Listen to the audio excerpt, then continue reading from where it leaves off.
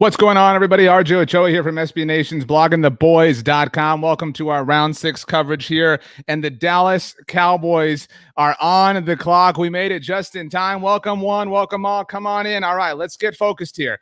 We ended our round 5 live stream. The Cowboys taking Simi Fehoko to really round out an interesting sort of situation. Let's discuss where things are at right now as we look at the board. The Dallas Cowboys did walk away with Simi Fehoko. What are our predictions? Wherever you're watching, what are the Cowboys going to do with the 192nd overall pick in the 2021 NFL Draft? We saw Hamza Nasirildeen go to start this round. Frank Darby went after that. Joshua Bledsoe, another safety off the board. Marlon Tuipulotu went out of USC to the Philadelphia Eagles. That one burns. Trey Hill went to the Cincinnati Bengals, and Teron Jackson, the defensive end out of Coastal Carolina, going to the Philadelphia Eagles. Darius Washington is still on the board. That is a possibility, as is Marvin Wilson. Get your picks in. What are the Dallas Cowboys going to do? Your calls, your predictions. Let's go. My argument, we've been making it for a while. We said if the Cowboys walked away with Darius Washington in the 6th round, to start the 6th round, it makes the Simi Fehoko pick that much better. This is a very exciting thing to consider. The Cowboys finally walking away with a safety. Remember, the 6th round is where they landed Xavier Woods 4 years ago. They traded up to do so 2 years ago. The Cowboys The Cowboys landed another safety in Donovan Wilson, and it appears double checking here, making certain. Because we might have a situation where the pick is in, making certain. I want to be totally certain before we fire off. I know we've been talking safeties. I know we've been talking defensive tackles. If you're trying to be optimistic here, let's see. Waiting. Who's it going to be? Guess the pick. The pick is in. All right, let's go ahead and do this here. The television broadcast has it. The pick for the Dallas Cowboys is in fact in. We've got that now.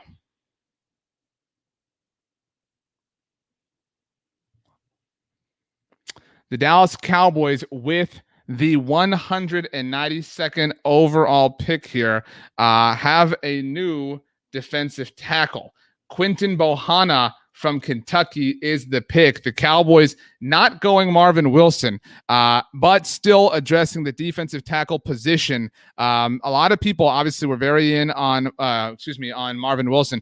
Quinton Bohanna, immediate reaction, the 19th overall defensive tackle on Dane Brugler's board. He is, again, coming out of Kentucky. Dane Brugler, we are in the 7th round, so keep that in mind that he has him as a 7th round pick. 7th round grade rather. But the Cowboys getting a nose tackle here. This is something the Cowboys need. All right. And Watsamata said, I have no interest in the safety crowd remaining. Darius Washington could have been that pick. But as NFL Network's graphic is showing us, the Cowboys now way in the pick, or way in. Let's go ahead and get our expert analysis in here. Who do we have joining us here? Let's keep moving. Your thoughts on Bohanna, because the Cowboys obviously have needed. We're going to get Connor Livesay in here. Let's get Connor's message sent. Connor, where are you at? Come on and join us. We've got the Cowboys now have addressed defensive tackle twice in this round, or in this draft, not in this round. Lots of things happening in the moment, obviously. I'm okay with this. This is something, this is something that is needed. This is a player the Cowboys need to really absorb the interior along the defensive line.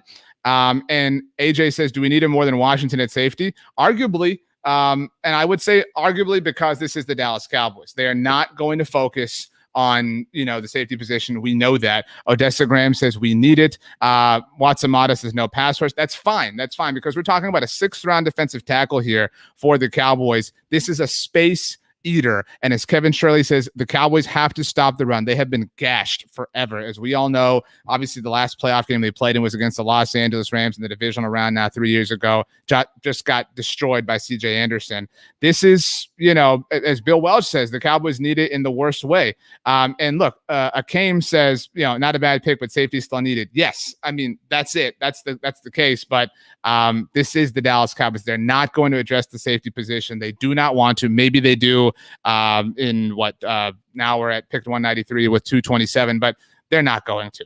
As Raul Duke knows, the Cowboys have pass rush from other spots. This is nice. This is an absolute need. The third defensive lineman overall drafted by the Dallas Cowboys. Trying to get Connor in here. Just sent you the link, man. There we go. A true nose tackle, Sean Lather notes, 339 pounds. This is there again. I think that you have to feel that this is clearly the safety aside. This is clearly the address our needs draft for the Dallas Cowboys, taking care of everything that they possibly can. And while, Marvin Wilson was an option for the Cowboys, they clearly wanted somebody in Quentin who could just stuff the run. That's what they're looking to do. The Cowboys clearly feel like they have other defensive tackles and certainly other defensive linemen overall that can attack things and that can go get after the quarterback, but they need space eaters. They did not really have that as an option. And granted, this is a 6th round pick. Nobody's saying this is a future Hall of Famer or anything like that. But this is an element of the Cowboys defensive game that they haven't had. We've got Michael Scarn still trying to make our Darius Washington happen to the Cowboys at 227 overall. So Caleb with a great point here that I think at least in 2021, the safeties on the board won't beat out DeMonte Casey or Donovan Wilson. But this player has a higher chance to contribute to the Cowboys now than whatever safety the Cowboys are ultimately were ultimately going to draft here. Maybe they still end up taking one. And again, we have to square in our own minds that the Cowboys are not interested in safeties the way we want them to be. But this is good. This is a wise decision. And I really think the Cowboys are addressing things in a much, again, their second, 4th round pick aside, this has been a much more productive day for the Cowboys overall. In terms of their needs, we've seen them obviously do a number of different things. But this is better. Things have gotten better for the Cowboys over the course of the last hour or so, as they do have a new defensive tackle in town. In fact, let's go ahead and show you his measurables. 6'4", 327 pounds. Somebody who is not 6'4", 327 pounds, Connor Livesay, who will be here with us later on today as we recap and track all of the undrafted free agents that the Cowboys will be signing. But Connor, your thoughts on Quinton Bohanna, the newest defensive tackle for the Dallas Cowboys? Interesting pick. They kind of ignored the nose tackle position for a while now. So I was kind of just expecting them to do that again. When they didn't kind of target like Marlon Tuipulotu and Tommy Togiai, Marvin Wilson. Like, I can't believe that pick wasn't Marvin Wilson, to be honest. And I know Marvin Wilson's kind of more of your 1-tech body and a 3-tech, player. But they added that big space-eating body who's not going to give you anything as a pass rusher, but could possibly be a addition to that team that could play some time, split some time with your Antoine Woodses, your Brent Urbans of the world, and try to keep the Micah Parsons and Jabril Coxes of the world clean in that second level. So while it's not a sexy pick by any means, I think he's a guy that has a chance to make the roster and maybe get some playing time at that 1-technique spot. I think a lot of people would disagree with you and say that it is a sexy pick in that, in the sense that this is something that they have ignored. Right. And I mean, we've been screaming forever, obviously, for them to address safety, which is something that they will just ignore until the end of time. But I mean, they did it. I mean, and again, expectations need to be tempered, obviously, but this is a true. A true addressment of an absolute need. And this, we've seen the Dan Quinn influence so far this draft not work out in certain aspects, but this I feel like is a really positive step for the organization as a whole. Yeah, and I'm not going to sit here and act like I had Quinton Bohanna draft ranked in my top 250. He wasn't. He was I watched him because I watched a lot of Kelvin Joseph, a lot of Jamin Davis. But he's a guy that if I had ranked more than 250 players, he would have been somewhere in between that 275 range. He's kind of in that same bridge of players for me that your Chris Tongas out of BYU was, Jordan Scott out of Oregon, a guy we've talked about a little bit, kind of that similar mold, just a little bit bigger dude. I mean, he's bigger than Scott and Tonga. I know there's been some whispers that he's actually played over 340 so he his listed weight's 327, but he could play 335-ish probably and still get the job done. Yeah, I put a tweet out this morning. Like last year, rounds 1 through 7, I loved like everything they did. Like their 6th round picks, their 5th round picks. I was like, oh my God, like we're just getting value in every round. And that's not the case this year. It's just they're still not they're not taking bad players. It's just not the value that we saw last year. And I think that's might be why a lot of the fans could be a little disappointed. That's true, but I mean, it cannot always be that way, right? Right. And this is I think a blend. And I think we've seen some great value picks today. Certainly the value on Thursday and yesterday were very questionable at different spots, but this does feel like a happy marriage of those philosophies. Yeah, I would say so. I mean, it's like I said, it's not the CeeDee Lamb, Trayvon Diggs value that you got last year, and you might be going a little bit in that other direction of like not getting the exceptional value, but I still think you're drafting good football players. Like I didn't see Micah Parsons as a top 10 guy, but he's still a good football player. It's not like you're drafting Taco Charlton at 10. It's not like you're drafting a 2nd, 3rd round player at 10. You're drafting a borderline 1st round player, a guy who has the ability to just be a huge impact player, just hasn't quite put it all together there. The off the field stuff kind of for Kelvin Joseph. Kelvin Joseph is a borderline 1st round player on tape. It's just kind of the same thing with Micah Parsons. Like there's some off the field stuff there. Like there's a lot of technical cleanup he has to do in his game with his pedal and his transitions that if he wants to reach his ceiling and play like a lockdown corner, which he has the skill set to do, he just needs to clean up those areas of his game. So Connor, when you look at the 2 defensive tackles that the Cowboys have walked away with here, obviously Quinton Bohanna right now, yesterday, Oso Odigizua, is this not the best, but is this, I mean, how do you feel about adding these 2 specific players to the overall room? Because they were in need, and we've now seen the Cowboys double dip at linebacker. We've seen them double dip at corner, and now double dip at defensive tackle overall, which, I mean, again, they still haven't addressed safety, but that's just their way. Right. I think it's hard to be upset.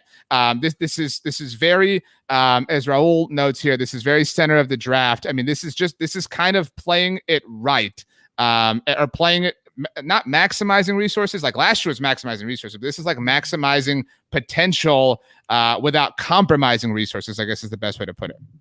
Yeah, I guess, yeah. Like I wouldn't say it maximized them. Like you said, like you kind of stopped yourself and said, switched it up. And I think, I think that you can't be the only thing that makes me not, and this isn't their fault, but the only thing that makes me not absolutely really like and love this draft is I feel like the teams within their division are doing so good at like hitting on positions of value, like Azeez Ojulari for the Giants. They got him at 56, yesterday. So when that stuff's happened, you try to compare them to like what your, division rivals are doing. You're like, man, I feel like we're not quite getting the same type of value out of these picks that they are. But by no means is this a draft that we're balling up in the trash can and throwing away. I think it's one of their weaker drafts in the last few years, but I think that kind of just goes to like last year was awesome. Like I feel like that last year is tough to beat that. 2019, the Tristan Hill thing, didn't love that, but I like what they did after that. So I feel like this, compared to the last 3 or 4 years, is maybe one of their like weaker drafts in terms of value, but I still like it. I still think it's a good draft class and a draft class that a lot of these guys are going to make the roster and contribute. Yeah, I do find it strange that they have yet to trade up. We've seen them trade down, obviously, and pick up another pick. And so they're now obviously sitting on, they have 2 picks left. But I agree with you in that a number of players drafted here this weekend will make the roster, which kind of just shows the quality of the roster right now. And I think that you could argue the space to gain for Quentin specifically might be shorter and further in between than it is almost anybody else that they've drafted. Yeah, no, I agree. I mean, I don't, like I said, like people might think the way I talk about it and write about it that I absolutely hate this draft. Like I'm doing a recap piece now, and I've kind of already started with the picks they've already had, and I'm going through and I'm giving like where I had them graded, where guys like Dane Brugler and Dalton Miller and Arif Hassan has had like these guys graded on their boards. And I can already see the comments of people being like, you guys are idiots. But all I'm doing is putting where like we've ranked this player. So like, even though I didn't have Micah Parsons ranked as a top 10 player, I still really like the prospect that he is. And, you kind of keep mentioning it, like the value that they're getting might not be this extraordinary value, but I feel like they're hitting the single after single, and then they're adding the Jabril Cox, which is your base and clearing triple. Like that's what they're doing. They're just taking, there is some risk with the Kelvin Joseph pick, with the Micah Parsons pick, with the Josh Ball pick because of the off the field stuff there. But they're hitting a lot of like singles and adding in a double here, and then they, knock one out of the park with the Jabril Cox. So while a lot of people like that CeeDee Lamb, the Trayvon Diggs, just grand slam like pick with value, sometimes you have to hit single after single after single, and then hope that Jabril Cox turns into a Fred Warner. Hope that, I don't know, your Oza Digawuzu turns into a stud. Like that's just kind of what you have to hope for, but it might not seem like that on draft day. Grade this day for me, Connor. The Josh Ball pick aside, I know you can't get rid of that pick. And there's non-football reasons that a lot of people are really upset with this pick, but Jabril Cox, excellent value. Simi Fehoko, excellent value and really nice potential. Sneaky, I don't want to say position of need, but sneaky utility of need in terms of what he offers. RIP to the Noah Brown hive, obviously. And now Quinton Bohanna, a direction the Cowboys have not gone defensively in almost 30 years.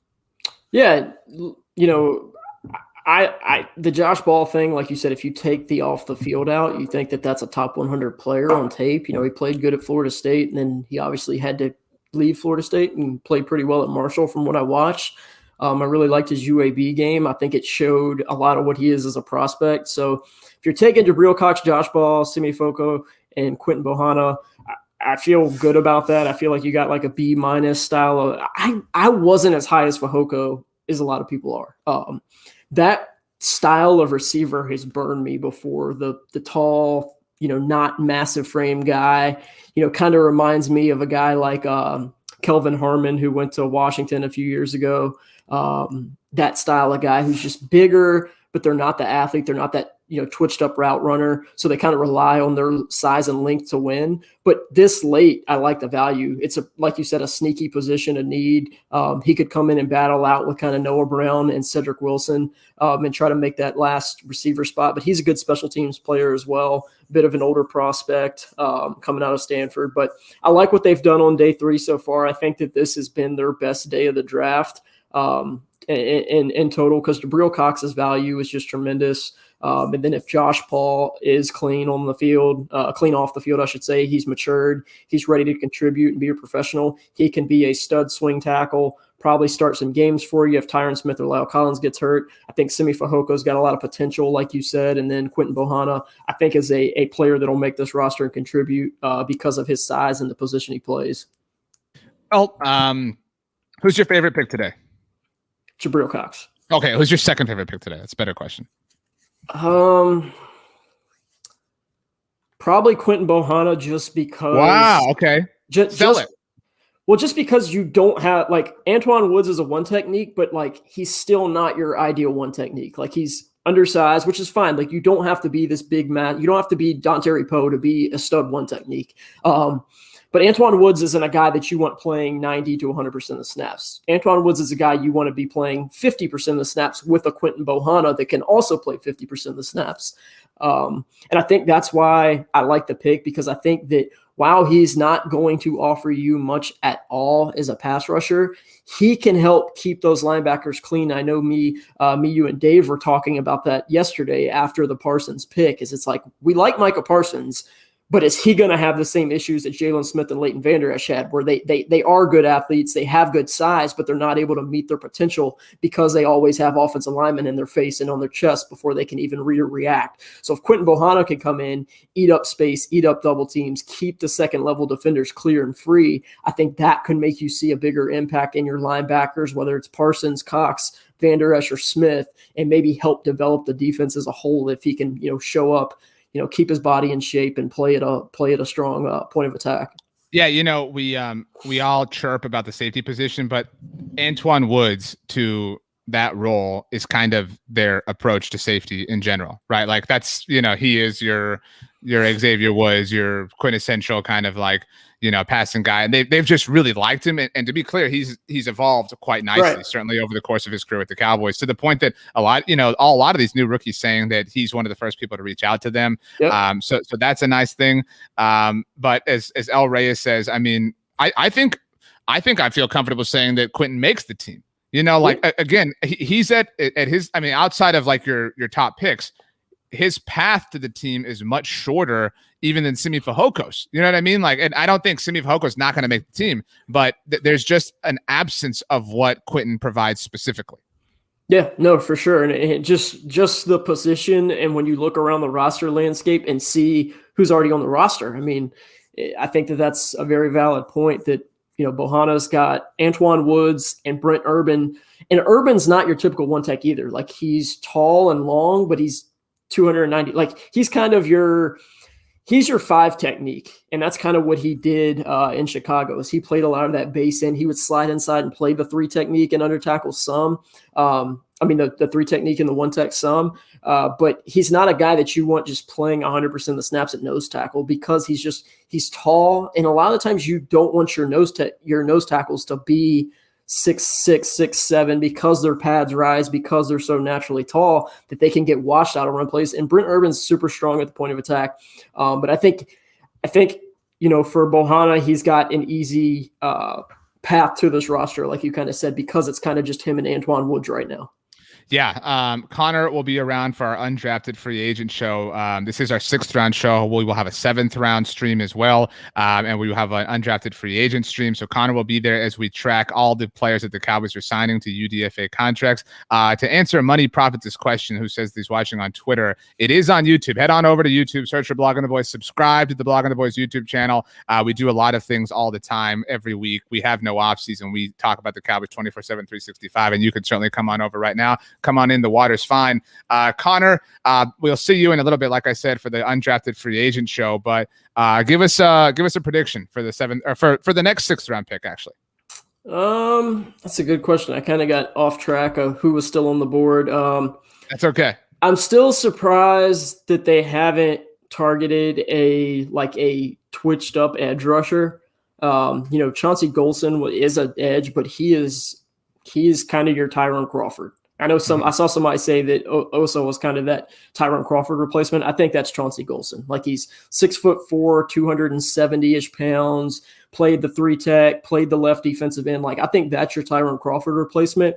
But I think they need to find a guy that can play behind Randy Gregory, like a Shaka Toney, that style of player that just wins with quickness, wins with twitch. So I think if you get down in the 7th round and a player like Shaka Toney is available, I think they'll look to target one. And then safety as well, as much as like we don't value it, they always throw a late round pick at it with Xavier Woods, with Donovan Wilson. We've seen that for the last few years. So, I think you could look at maybe a late round safety, a guy, Paris Ford, who I don't like at all, but I know they've been kind of rumored to a little bit. Damar Hamlin. Our YouTube channel is big on Paris Ford, as you know. Yeah. But James Wiggins, Ardarius Washington is still around. I mean, I know that Wiggins has injury stuff and Ardarius Washington has speed and size stuff. But, I mean, this late, the tape says those players are good. You have to take a chance on them and hope that they can turn into your next Xavier Woods or Donovan Wilson. I agree. Okay, Connor, we'll see you for the undrafted free agent show in a little bit. Thanks for stopping by. Enjoy the rest of round 6 and round 7. All right. So let me get Connor a message here as we get ready. How is everybody feeling? 1 second to get this to Connor. All right. So how is everybody feeling? Are we confident? Are we happy? Are we nauseous? Are we scared? Are we upset? Are we over the moon? Are we excited? Are we what are we? How are we feeling? We have 26 picks to go. The television broadcast has the New York Jets pick. I can take these headphones off. I've been doing this all weekend. The New York Jets pick at 200 is in. Apparently, in speaking to the local media, Quinton Bohanna, who was born and raised in Memphis, shout out to Tony Pollard, whose parents have a barbecue joint in Memphis. He was asked about Memphis barbecue or Texas barbecue, and he responded, "Man, that's not even a question." I assume that he is implying that Memphis barbecue is better, but we all know that Texas barbecue is the true GOAT. Akeem says, I can live with our picks. I agree. This is and I agree with Jacob. Yeah, I need a safety, but I'll take, what do we say, every year for $1,000, Alex. Reading a tweet from the Dallas Morning News is Michael Gelkin. Quinton Bohanna at 6'4", his pad level is a concern. Quentin said, that's a fair assessment that I agree with. As far as needing to improve on getting low, I put an emphasis on that during the training process and everything I did. Pad level. That is very nice to hear. The Dallas Cowboys have a new nose tackle. This is really awesome. In case anybody didn't know, on the Blog on the Boys podcast network, we have a show that we do with Tony Casillas, two-time Super Bowl champion, obviously with the Dallas Cowboys, defensive tackle for the Dallas Cowboys. I cannot wait to talk to him. That show comes out on Tuesdays. We do have a different show that comes out every day.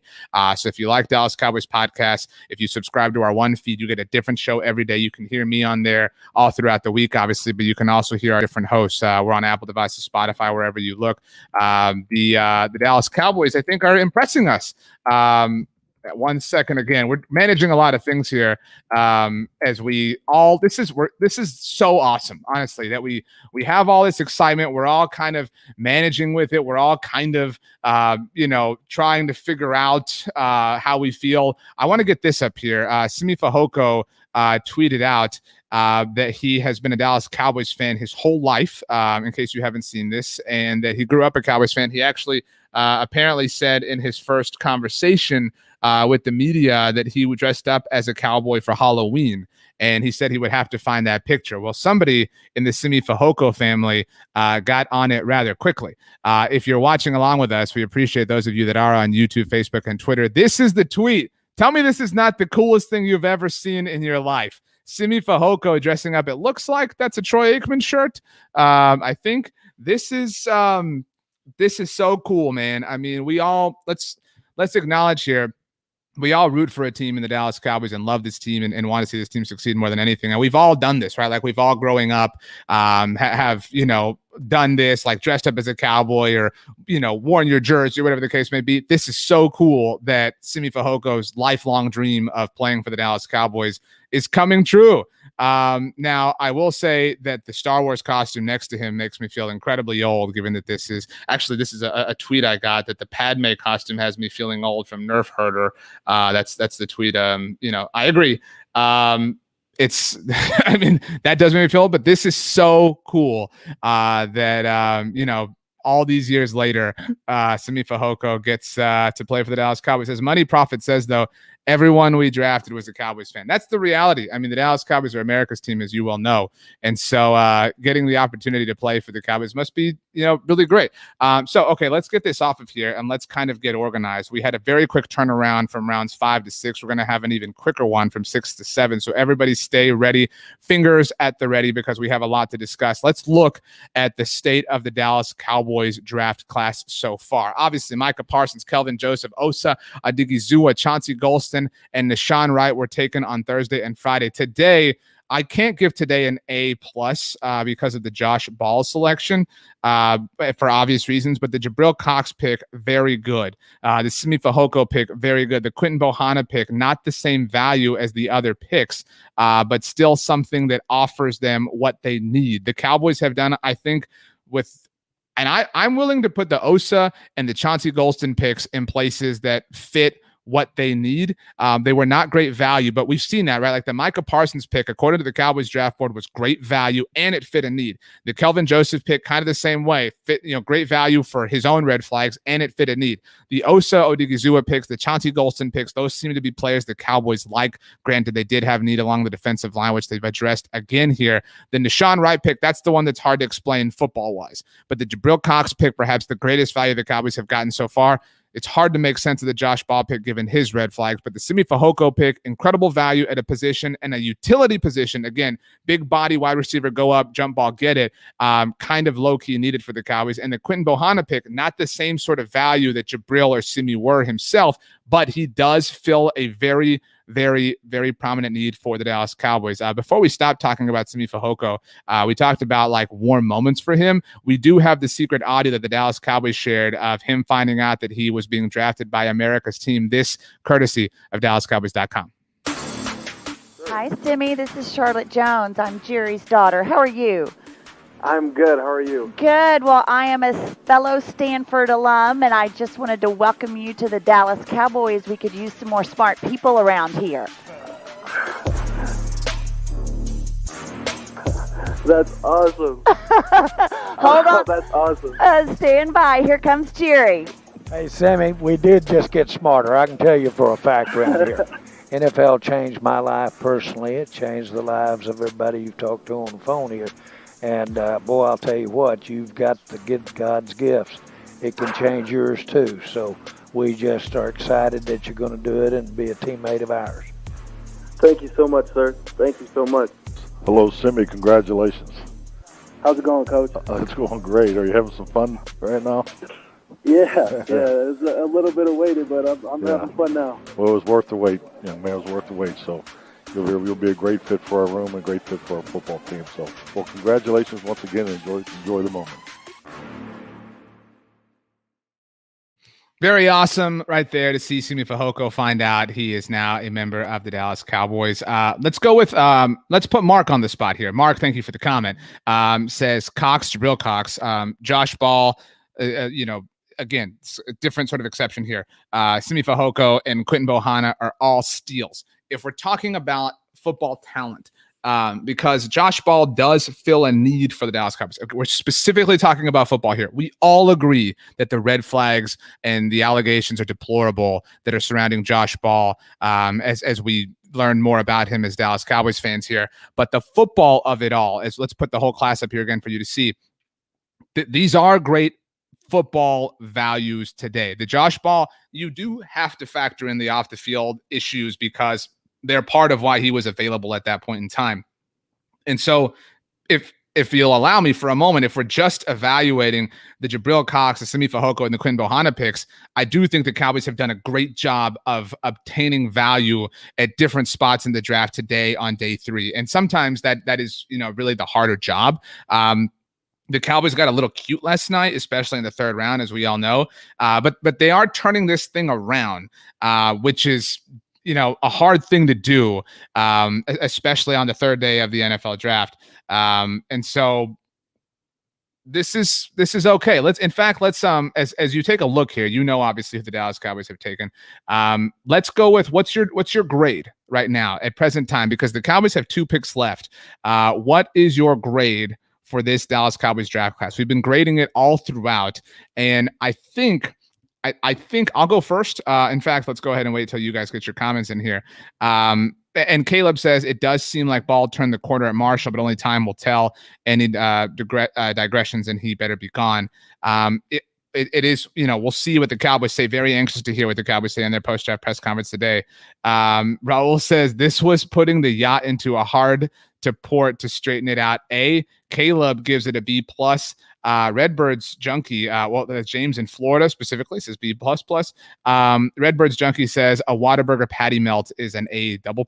Now, I'll be honest with you guys. I am born and raised in the Lone Star State. I've eaten many a Whataburger in my life. Not a fan of the patty melt. All right. Like if I'm going to the best Whataburger joint in the place or in the world, I'm not going patty melt. I'm getting an actual burger. So that's always been my approach. We've got a lot of answers for B's. Tenacious Roger says A. Odessa Graham says B. Ryan says, but could go to A with 2 value picks. Zach Harrell, I think, do we agree with Zach that Jabril Cox saved the draft? Jabril was the first to go back to the hard port turn. That was the real turn, right? Like that was like, the Cowboys were heading down the highway of unknown, and the Jabril Cox pick was like getting off on the exit and taking us somewhere else.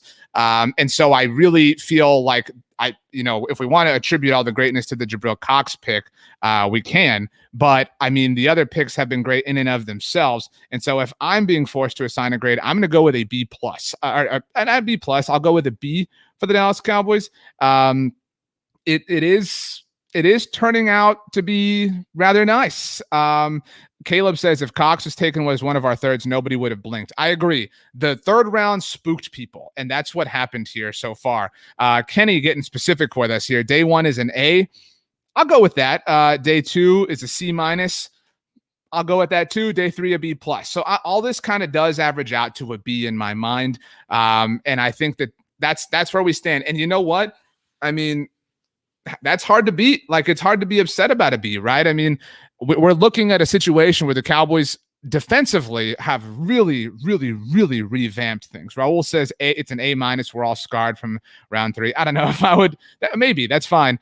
But this is worth getting excited about, I think. And that's the worst thing, right? Like, as a fan, if you feel like one of my great pals, shout out to my friend Jimmy, is a Houston Texans fan, and it's just like he's so depressed, right? Like, he has nothing to be excited about as a fan. And so last night was kind of that feeling. I think we all felt in like the sunken place a little bit, and so that's a tough thing to deal with.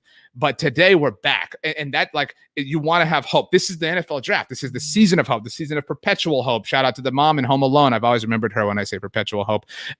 She talks about Christmas being the season of perpetual hope, but the NFL draft is the season of perpetual hope. And now we have hope, because if we look at what the Cowboys have to work with defensively now in the future, which is obviously being entrusted to Dan Quinn in a large sense, there's a lot. I mean, we're talking about this team. We talked so much about, as round 2 began, how the Cowboys were likely going to double dip here, likely going to double dip there. And I'm just making sure nothing else is happening elsewhere for you on the Twitter timeline. But the Cowboys have double dipped at linebacker. They have double dipped at corner. They have now double dipped at defensive tackle and taken a nose tackle at that. I wouldn't be surprised if they double dipped at defensive end. I mean, this is. And on top of all of that double dipping, this is, and when you say double dip that much, it reminds me of, like, you know, those TikToks where the people like jump rope really fast. That's what it feels like watching this sometimes.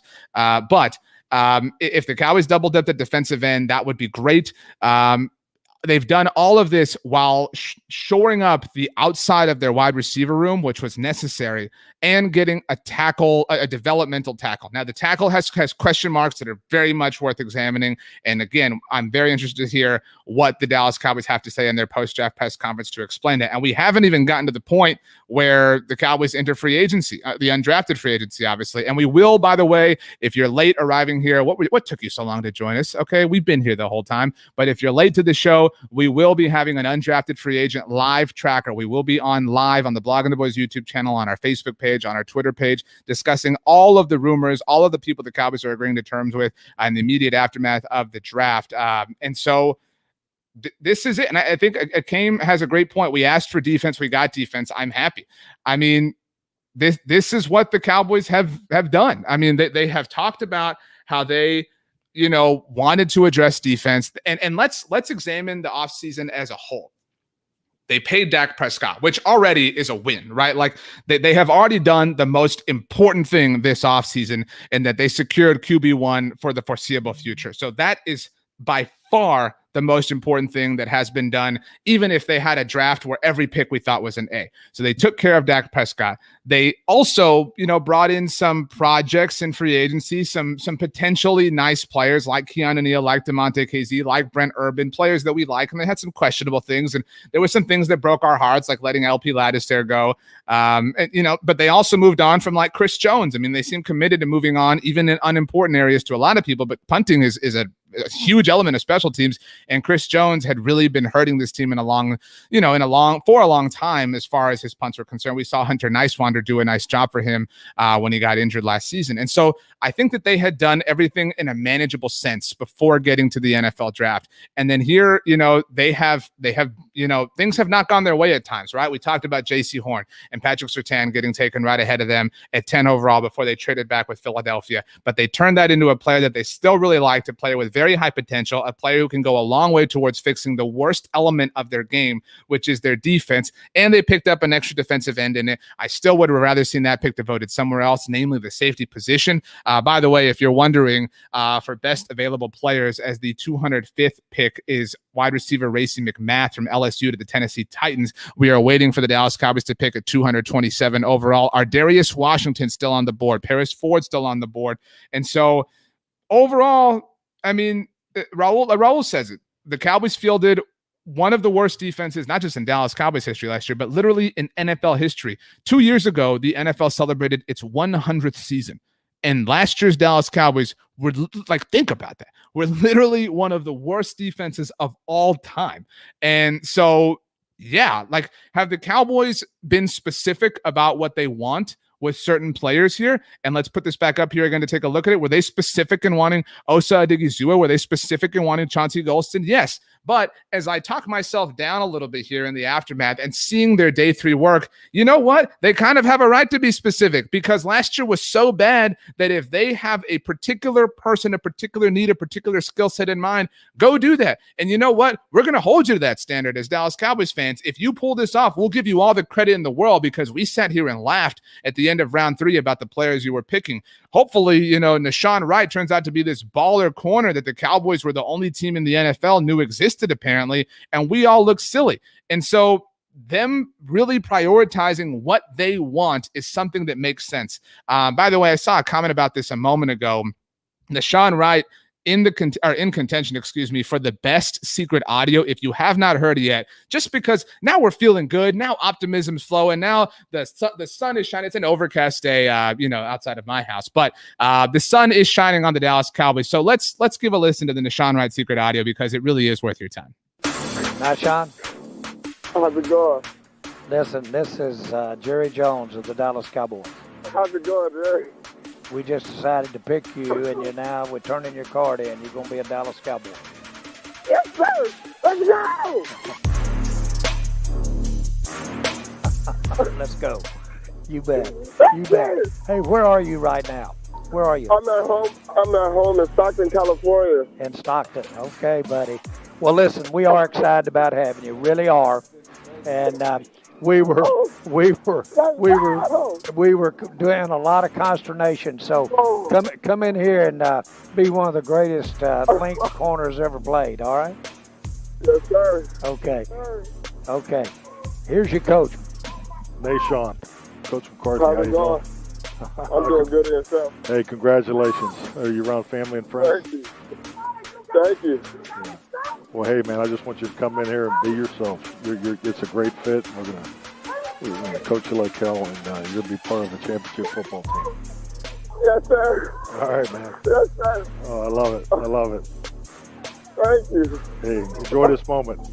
Enjoy this moment. Yes, sir. Thank you so much. Very, very, very cool indeed. Look, this has been a really fun day. I know that we have some people joining us who aren't familiar with us. Let's go ahead and reset for a moment. My name's RJ Ochoa. I'm the manager and editor-in-chief over at bloggingtheboys.com, SB Nation's home for Dallas Cowboys content. This is part of our live 2021 NFL draft coverage. We're streaming live on our YouTube channel. Please go over there and subscribe, on our Facebook page, on our Twitter page. We're having a great time here because things are really looking up for the Dallas Cowboys, aka the future NFC East winners. And while we're at it, the winners of Super Bowl 56. I mean, because, if we're feeling it, why stop? Why stop? Okay, let's get situated now. What do you want to see? Let's talk about best available players left on the board. So let's put our draft class up here. What do you want to see? Let's all pick a consensus position, and then we'll examine the best available players at it before we move on. So what position do you want to see the Dallas Cowboys draft with the 227th overall pick, their penultimate pick in this particular draft class? I know that the answer is probably going to be safety, but so let's give us a safety. We're going to assume safety is one of your answers. So what is a non-safety answer? If the Cowboys are not going to address safety, what should they do here in the 6th round? Because let's be honest, it is potentially very probable that the Cowboys will not take a safety, because again, that is truly the Dallas Cowboys way. We've got I'm Bam says safety. Yes, of course. Benny Wright says tight end. I'm okay. I'm okay. Raul Duke saying who's left at safety. Let's go ahead and take a look at who's left. DeMar Hamlin out of Pittsburgh, Trill Williams out of Syracuse, of course, Paris Ford. We've been doing a lot of live streams, a lot of live mock drafts over the course of the last few weeks. And Ardarius Washington is somebody that we've had a lot of interest in the Cowboys potentially landing, but Paris Ford is somebody who our YouTube audience has enjoyed as well. We've got, let's see, offensive line is an issue. Jeremy Wilson says guard. Let's take a look at the guards. So we're going off of ESPN's consensus rankings here. So let's go off of available guards. I know we've had some talks and some comments, for a while now, for about an hour and a half, about Trey Smith, the guard out of Tennessee. And earlier in our 4th round live stream that we did, where Kevin KT Turner joined us, we talked about the future of the guard position for the Dallas Cowboys, because as we know, they have added Josh Ball, and we'll see what the tackle position looks like with him in it, and obviously what his status is as an NFL player within the Cowboys. But when you consider the guards that are on the Dallas Cowboys, let's get this up for you as well here. Our guard graphic. Where are you, guards? Where are you, guards? I'm looking for the guards. Goodness gracious, I cannot find you, guards. Where are you at? Here we go. These are the guards on the Dallas Cowboys at the moment. And it is fair to be worried about this because of these players. Zach Martin, obviously the GOAT. Zach Martin, somebody who you can rely on, as a talent, but Zach Martin's health has been a factor, obviously, for the last couple of years. Missed time for the first time ever in 2018, that game against the Indianapolis Colts. The Cowboys lost 23-0. Missed time last year. You will remember the first game that he missed was at Washington against that awesome, defensive front where Andy Dalton got hurt by John Bostic. Nobody went to defend him, et cetera, et cetera. So you have to start kind of like the way the Cowboys have been hedging their Tyron Smith bet for a while. Now the Cowboys have to hedge a Tyron Smith bet. They have to hedge a Lyle Collins bet because we really don't know what Lyle Collins is going to provide to the Dallas Cowboys in 2021 after missing the entire 2020 season. And now you have to hedge your Zach Martin bet. And if you're hedging your Zach Martin bet, what the hell's going on with Connor Williams? Connor McGovern was the Cowboys' third-round pick in 2019 and still really hasn't turned into a great player. There was a lot of thought that he would have some flexibility at center, but obviously 1 year later, last year, the Cowboys traded up in the fourth round to take Tyler Biadasz. And so right now you're looking at an offensive line left to right that is Tyron Smith, Connor Williams, Tyler Biadasz. Joe Looney is still an available free agent for what it's worth if the Cowboys want to ultimately bring him back. At right guard, you've got Zach Martin, and then at right tackle, Lyle Collins. But if we fast forward a year, we're still going to have these questions at tackle, and who knows who the swing tackle of the future is for the Cowboys because Ty Nsekhe is likely a 1 year sort of situation. But, is the swing tackle of the future Josh Ball? Is it Brandon Knight? Is it Terrence Steele? That's a big enough question in and of itself. But if you're looking at this list right now, Connor Williams is in a contract year, and we know that the Cowboys generally don't give second contracts to players unless they are true ballers. And all due respect to Connor Williams, while he at certain points last season was the best offensive lineman for the Cowboys, that's really not saying much because of how many players were injured. Connor Williams could walk in free agency next year, and not that I don't think that scares anybody. By the way, Stone Forsythe, the Florida tackle, just went to the Seattle Seahawks with a 208th overall pick. But so all of that considered, at guard, you don't have a lot of options if you're talking about a 2022 where Connor Williams is gone, because you really can't depend on Connor McGovern. Zach Martin, as we mentioned, has some injury concerns. A lot of you are talking about Isaac Alarcon, obviously a really great potential player for the Dallas Cowboys, and we'll see what that is, but that's hard to depend on too. James in Florida says, I think they keep Connor Williams at all costs, to be honest. See, I don't. I really don't. I think he would have to have an incredible year, but if he does have an incredible year, he's going to be wanted. And if we know that there's one thing that the Cowboys love more than almost anything in the world besides not taking safeties, it's comp picks. And so the Cowboys are going to view Connor Williams, if he does play well, a lot of you think he probably won't, but if he does, the Cowboys are going to look at him as a 2023 compensatory pick and not bother to pay him themselves. And so that's why now Trey Smith out of Tennessee, who is still on the board, gives you just that tiny bit of flexibility. I do wonder if the Cowboys bring back Joe Looney for the here and now so that they have that flexibility in 2020. But the future is in doubt. So go get yourself another guard, because that's a position the Cowboys haven't addressed since Connor McGovern. And that was a really big whiff. We were all really excited, obviously, when they drafted him 2 years ago. But I think that that's what's needed. Mark F says, definitely a guard, versatile offensive lineman. And if they're not going to take a safety, and honestly, at this point, I'm talking myself more and more into the idea of Trey Smith over a safety, just because this is Zach Martin is potentially the best player on the Cowboys. And while that's true, he's only one of your two guards, and you have a very, very, very big question at left guard, both now, but specifically in the future. And who knows, maybe Connor McGovern is a center. He does have that flexibility, and maybe Tyler Biadasz is a guard. Maybe the Cowboys, we've seen them kind of operate in a weird way at times, but obviously, the Tyler Biadasz pick was meant to be at center. So all that considered, I do think that it would be in the Cowboys' absolute best interest to take a guard here. Carlton Ward says left tackle. The Cowboys have already drafted a tackle in this class. And so with Trey Smith sitting out there, let's look at Dane Brugler's rankings here. Let's get our guard rankings up here. This is taking so long, goodness gracious. But while I look for this, your thoughts on potentially taking a guard. Here we go. Goodness gracious. Now, his Trey Smith out of Tennessee is Dane Brugler, the GOAT, author of The Beast. Trey Smith is his 9th ranked guard in the class. He has him projected as a 3rd-round pick. Ben Cleveland, who went last night to the Baltimore Ravens out of Georgia, is Dane Brugler's 11th ranked guard, for what it's worth. And so, yeah, like the value alone here sort of requires you to take, take Trey if you can. And I'm making sure that as we're talking about it and getting all hyped, that the Cowboys don't just, watch him get drafted by somebody else. But that's the plan that I like the most right now, especially, if the Cowboys are going to continue to just ruin our lives and not take a safety. As we look here, that's my thoughts. What do you like? What do you want? We've got let's see. I think somebody just mentioned Marvin Wilson is still on the board, as is Kairos Tonga. So the Cowboys could take another defensive tackle. Scotty Carver says, what pick is it? The television broadcast has the Arizona Cardinals up at the 210th overall pick. Remember, the Dallas Cowboys held the 227th overall pick, so we are getting closer and closer and closer to their next selection, their penultimate selection. We will see if they end up using their 7th-round pick, or if they trade out or whatever. We've got a lot of comments about this, about Richard Sherman. I suppose we can address it right now. Go sign Richard Sherman. Fine. I'm not opposed to this at all. Go sign Richard Sherman tomorrow after the draft is over. I mean, get yourself another corner, a corner that knows Dan Quinn's scheme, as somebody who can help kind of bring all these people along. We've talked about how Kelvin Joseph has some kind of red flags. And so Richard Sherman is a guy who ultimately, has done it the right way in the NFL. And so if you can get that guy in your locker room, that's a great thing. I mean, something that I think was going to be really valuable for the Cowboys last year that ended up happening was having Gerald McCoy around.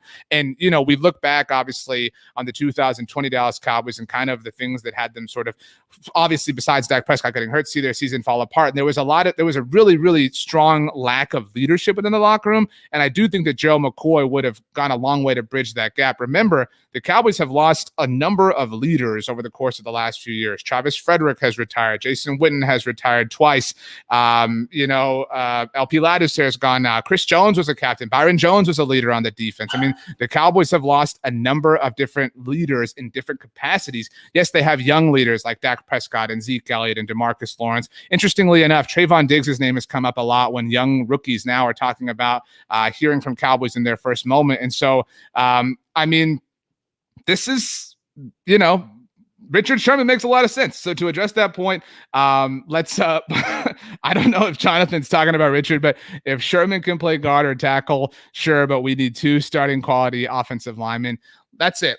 To get back to the point at hand, and the Arizona Cardinals pick is in at 210 overall. Looking, the NFL Network's talking about running backs right now. Why are we talking about running backs, NFL Network?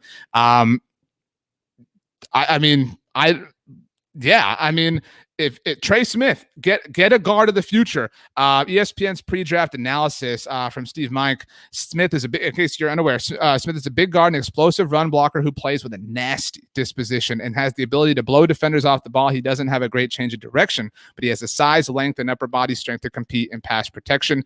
ESPN has him as their 100th overall player. So again, some incredible value that would be associated there if the Cowboys ultimately draft him. Now, Money Profit says LMAO starting quality O-lineman not in round 7. I agree with this. And this is an important point as we get closer to the Cowboys pick at 227.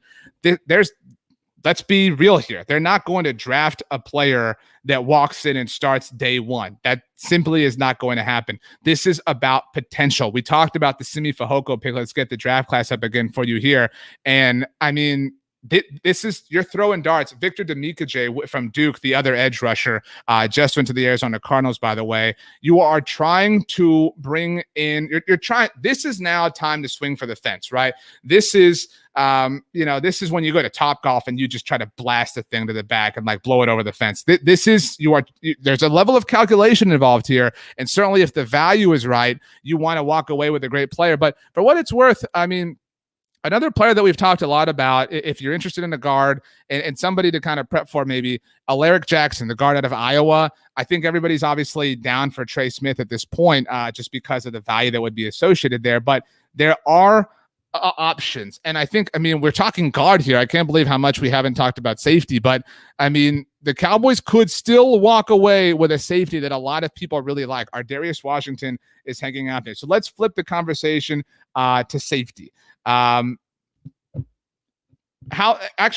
put it this way. How surprised would you be if the Cowboys took a safety right now? Because I would genuinely be shocked. I would genuinely be shocked if the Cowboys took a safety at this point in time, just because they've gone this long. And I already, and I think you agree with me here, I already feel relatively good about this day, landing Jabril Cox, taking the proper chance and the proper flyer on Simi Fehoko, and Quinton Bohanna getting a nice nose tackle to really be this trash can in the middle of your defensive line and really eat up things in the run game. If the Cowboys could still walk away with a safety prospect with a 227th overall pick, again, not necessarily something that is a guaranteed lock, but that would be difficult to be upset by. And I think that would almost make every other pick feel even better. And so this potential this has potential. Let's go here. Let's see. I had this comment a moment ago. Where did it go? Lost this. Excited Odessa, talking about how we would all feel if the Cowboys ultimately took a safety. Let's see here. Let's go with this. What's your biggest question about the Cowboys overall? We still have 16 picks before they pick. So now that we have seen their draft class, now that they're kind of telling us how they feel about their roster, what is the biggest question? What is the biggest takeaway you have? Because the draft always tells us a lot about how they think, and it tells us a lot about how the NFL thinks. Dr. Drew says Marvin Wilson's still there. Yeah, for whatever reason. That's the thing. We can all be shocked by this, but the NFL shows us its cards during the NFL draft. The teams have every team holds onto their cards super tightly ahead of the draft, but they are really telling us how they feel. Raul Duke says, "What's the plan at safety?" Yeah, that's the question. But that's an annual question. This is, what am I going to get? What do I want for Christmas? What do I want for my birthday? What Cowboys jersey am I going to wear during the season opener? What's the plan at safety? These are questions that we ask ourselves every year. Zach Harrell's biggest question is LVE or Jalen gone in 22.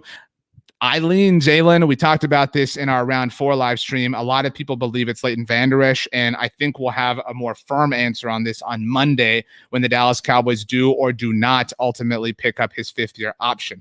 A lot of you are asking about quarterbacks. At this point, look, if the Cowboys want to draft Sam Ehlinger, fine. I know that a lot of people have, brought his name up here. Obviously, University of Texas. MJ says QB is a question mark. I don't know if this is a Dak trolling comment, but have we not learned that if Dak Prescott goes down, it's all a lost cause, right? I'm not interested in spending this pick on a quarterback, especially when the Cowboys did spend a 7th-round pick on a quarterback last year. We still don't know, but it's expected that there's going to be a preseason this year. So, Ben DiNucci will seemingly have a more normal offseason. The Cowboys still have Garrett Gilbert as their primary backup to Dak Prescott. So I do not want to ultimately spend a pick on the quarterback position. Fresno County Watchdog says a quarterback to develop just in case Dak goes down again. Again, they have a developmental quarterback in Ben DiNucci. And I'm not saying that that's something to feel good about, but they already have that. So I would 1,000 times out of 1,000 times rather take Darius Washington. I would rather take Marvin Wilson. I would rather take Trey Smith over any quarterback right now. That's how I feel about the quarterback position. The Cowboys just paid their quarterback $40 million a year, rightfully so. Finally, we don't have to worry about quarterback for a very long time. So other questions, another safety off the board. What is the latest safety? Damar Hamlin went to the Buffalo Bills with the 212th overall pick. So now ESPN's top safety is Trill Williams that is left. Darius Washington is still left. Kevin Shirley, by the way, says the Aggie doesn't want a Longhorn quarterback. Surprise, surprise. Garrett Gilbert, I am a fan of. Garrett Gilbert is a Longhorn, to be clear. By association, Garrett Gilbert almost kind of did a great thing for Texas now 13 years ago. So I have no opposition to Garrett Gilbert as a fighting Texas Aggie, and that's okay.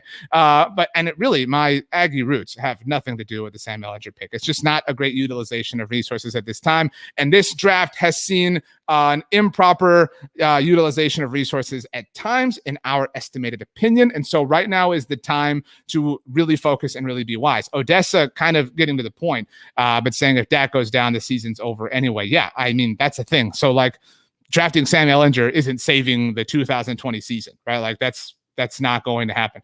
Akeem says O-line online is a need for the future. We'll be online always here. We're not going anywhere. We'll always be here at Blogging the Boys, on our YouTube channel at bloggingtheboys.com, on Facebook. We'll always be here for you online, Akeem. Don't worry about it. But the O-line, however, is a need for the future, which is why, seriously, I mean, we've got a question. Let's see here. Are there any safeties available in free agency? Not that are worth it at this point in time. If you're going to go sign any free agent right now, if you're the Dallas Cowboys specifically, let it be Richard Sherman. That's the only free agent that you should sign at this point. Zachary Maldonado says, what's up, RJ? I'm late. Who else have we picked? Zachary, hope your Saturday's going great. Hope whatever you had going on that caused you to be late went well. But this is the latest on the Dallas Cowboys draft situation. The Dallas Cowboys today, for anybody who did join late, have drafted 4 different players. Jabril Cox, incredible value with the 115th overall pick. Josh Ball, a very questionable pick to end the 4th round. Simi Fehoko in the 5th round, wide receiver out of Stanford. Again, in our BTB roundtable that we did ahead of the draft last Sunday, Bobby Belt, who joined us in the 4th round, compared him to DK Metcalf. To be fair, he called him DK Metcalf light. He didn't say he's DK Metcalf, so nobody freak out. And lastly, most recently, earlier in the 6th round, the Dallas Cowboys drafted a true nose tackle in Quinton Bohanna. So that leaves us obviously with the 227th overall pick, which is 15 picks away. I mean, it has to be a guard or a safety. Let's play this game. What position would truly shock you? Right? What position, as we have about now 14 picks or 13 picks, so the Cowboys run the clock, what would truly, utterly, completely shock you if the Dallas Cowboys did here in the 6th round, their second pick of the 6th round, their penultimate choice here of the overall draft? What would shock you? It's gone. I'm waiting on you. You guys are slow. What was okay? Tight end running back. Joe Hart says I agree. We've got a lot of responses for tight end. Yeah, I agree. Wide receiver. Jacob getting to the point. Kicker. I mean, yeah. Shout out to Greg Zerline, of course. Kicker, running back. I don't know that I'd be shocked by running back. I mean, the Cowboys have only carried 2 running backs. I guess I would be definitely I would be shocked, but not like super, super, super shocked. I would be shocked at wide receiver. I would definitely be shocked.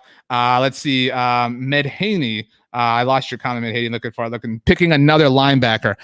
So Dylan Moses is still on the board. And that's an interesting situation. That's an interesting. Let's poll the class. All right, let's poll the class. Let's say hypothetically, with the 227th overall pick, the Dallas Cowboys drafted Dylan Moses. What would your one-word reaction be? What would hypothetically? This is hypothetical. We're living in hypothetical 227 land now. The Dallas Cowboys draft Dylan Moses. How would you feel? I mean, Dr. Drew says sign Moses in free agency. Maybe. And if that happens, holy crap, let's get pumped. I think that would be awesome. Sweet. Dude. Sweet. Mine says dude. Mine says sweet. Let's see here. What else? What other words do we have? We've got Jeff says who? Linebacker out of Alabama. Important thing. Scotty says Moses. That's a good idea. Luke. We've got Zachary saying add. Lucas says depth. That's what it would be. Smith. Oh no. What just happened? Michael's telling us Smith is gone. No, this cannot be the case, Michael. Don't tell us this. Is Trey Smith gone? I'm looking. The Tennessee Titans are on the clock.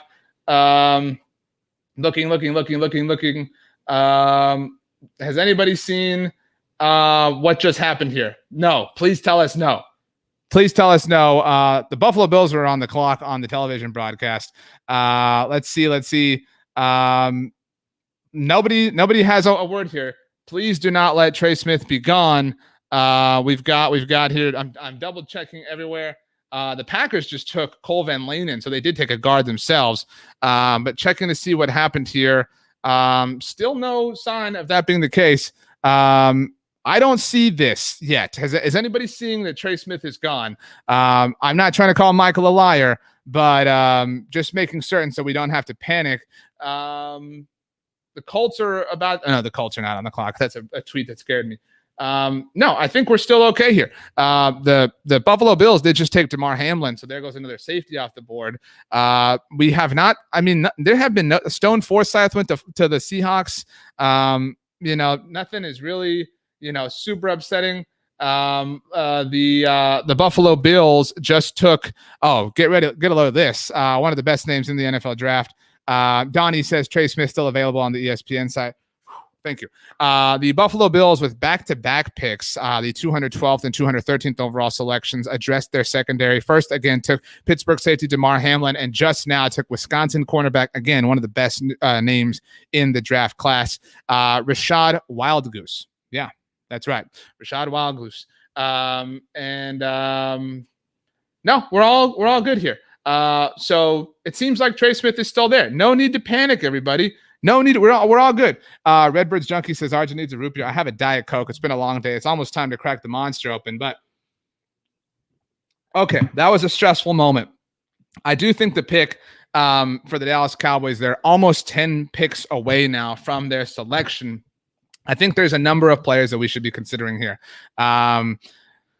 Money Profit says trade the last 2 picks for Trey. I think you're trading up, right, to get Trey Smith. Is that the question here? Michael says I meant Jalen Smith is gone if Moses is picked.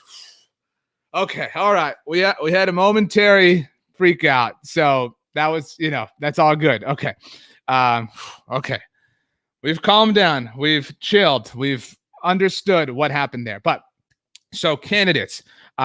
In our minds, to be the pick for the Dallas Cowboys at 227. Again, the Green Bay Packers taking Cole Van Lanen right now, a hometown kid, obviously Wisconsin, staying with the Green Bay Packers. But Trey Smith, a candidate. If they go guard, if they go offensive line, I think Trey Smith has to be the pick. If they go safety, we'll talk about safety in a second. If they go linebacker, Dylan Moses. If they go, it's got to be one of those picks, right? Jim just said that Wilson, Moses, Smith. Not to gloss over this, but Marvin Wilson's still sitting out there. There is still value to be had here as the 6th round comes to a close. By the way, let's see here. No. That's not happening here. Okay. Boxing Monster says the Cowboys are not drafting Trey Smith. It could happen. You never know. Anything's possible. Brett Oliver asks, does cutting Jalen Smith this year save you any money? I'm just curious. We get this question a lot at Blogging the Boys. Jalen Smith's 2021 salary has already become guaranteed. So no, it would cost you money in a negative sense to cut Jalen Smith. You're better off keeping Jalen Smith on your roster at this point. But as well evidenced, the Cowboys have kind of put Jalen Smith on notice. In drafting Micah Parsons, in drafting Jabril Cox, the Dallas Cowboys are clearly sending a message that their linebacker room is something that they want to improve. And so, I think Jalen and Leighton, actually let's play this game. What was the first text message sent between Jalen and Leighton Vander Esch after the Jabril Cox pick today?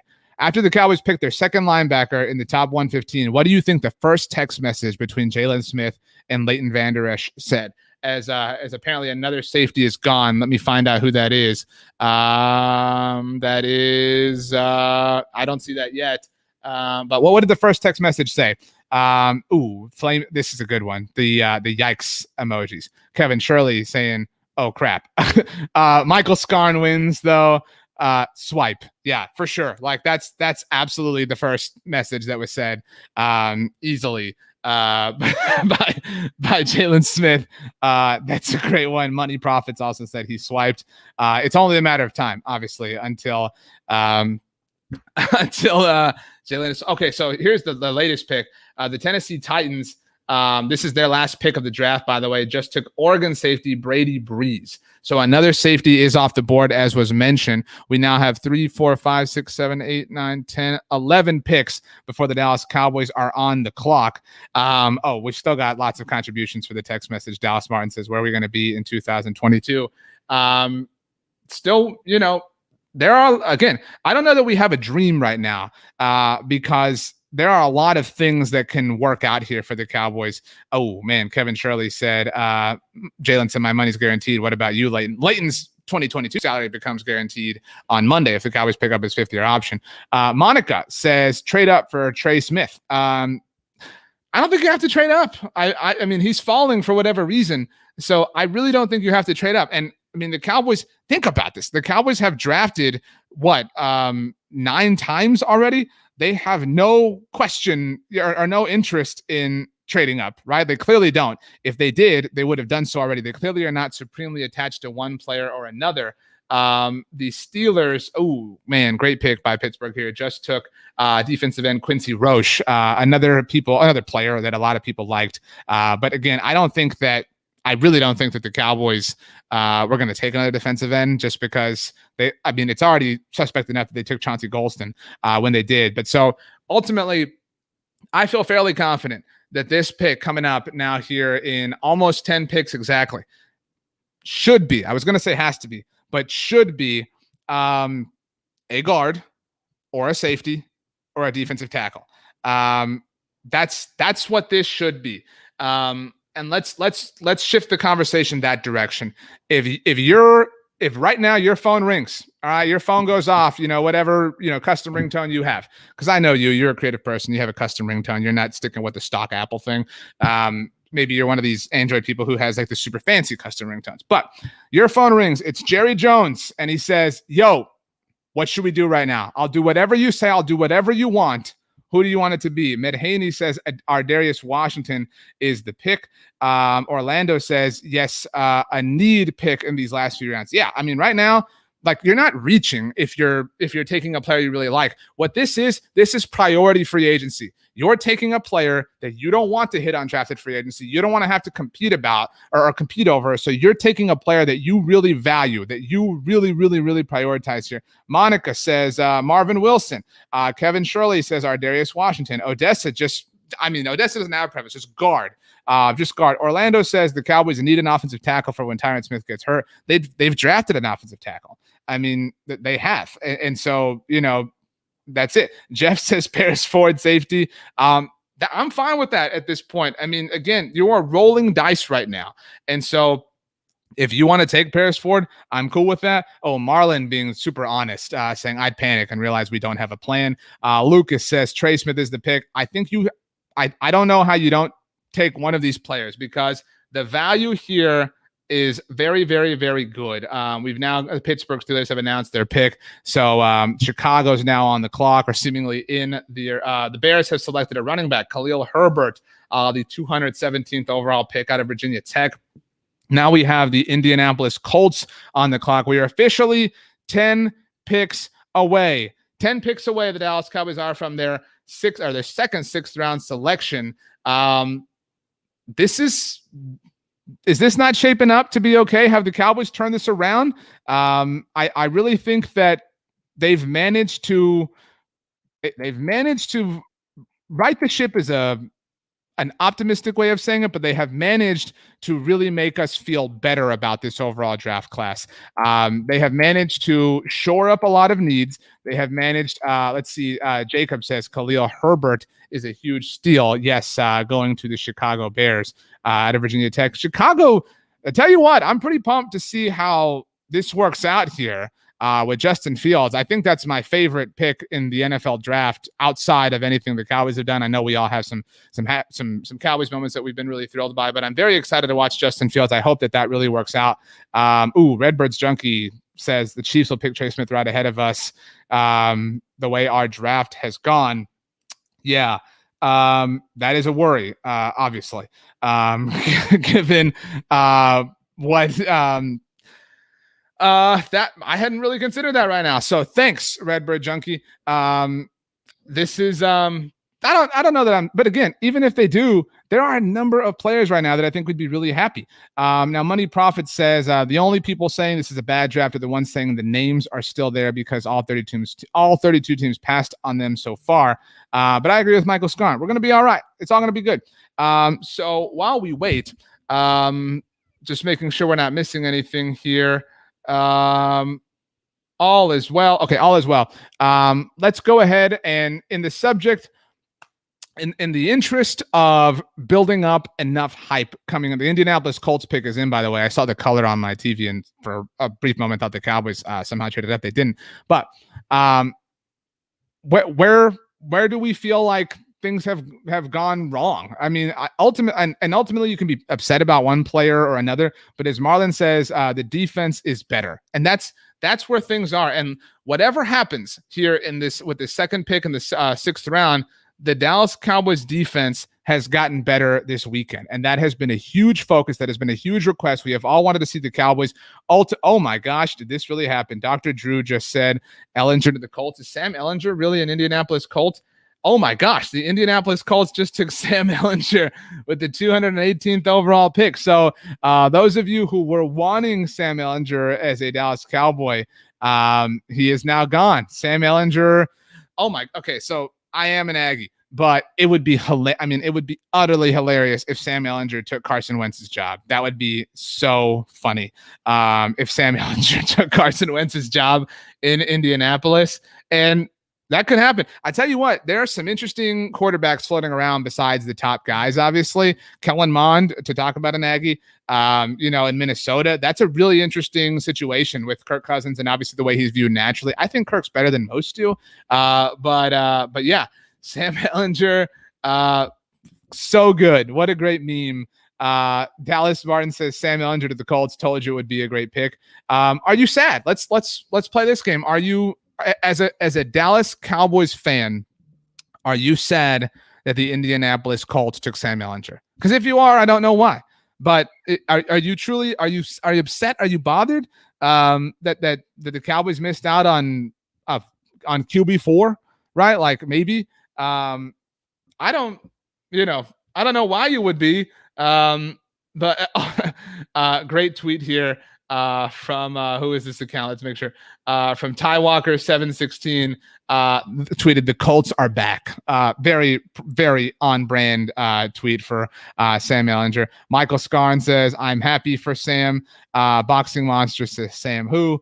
Yeah, I mean, look, I'm kind of rooting for him now against Carson Wentz. Jose says, not sad. Ned, and he says, Carson Wentz is requesting a trade now. Yeah, I mean,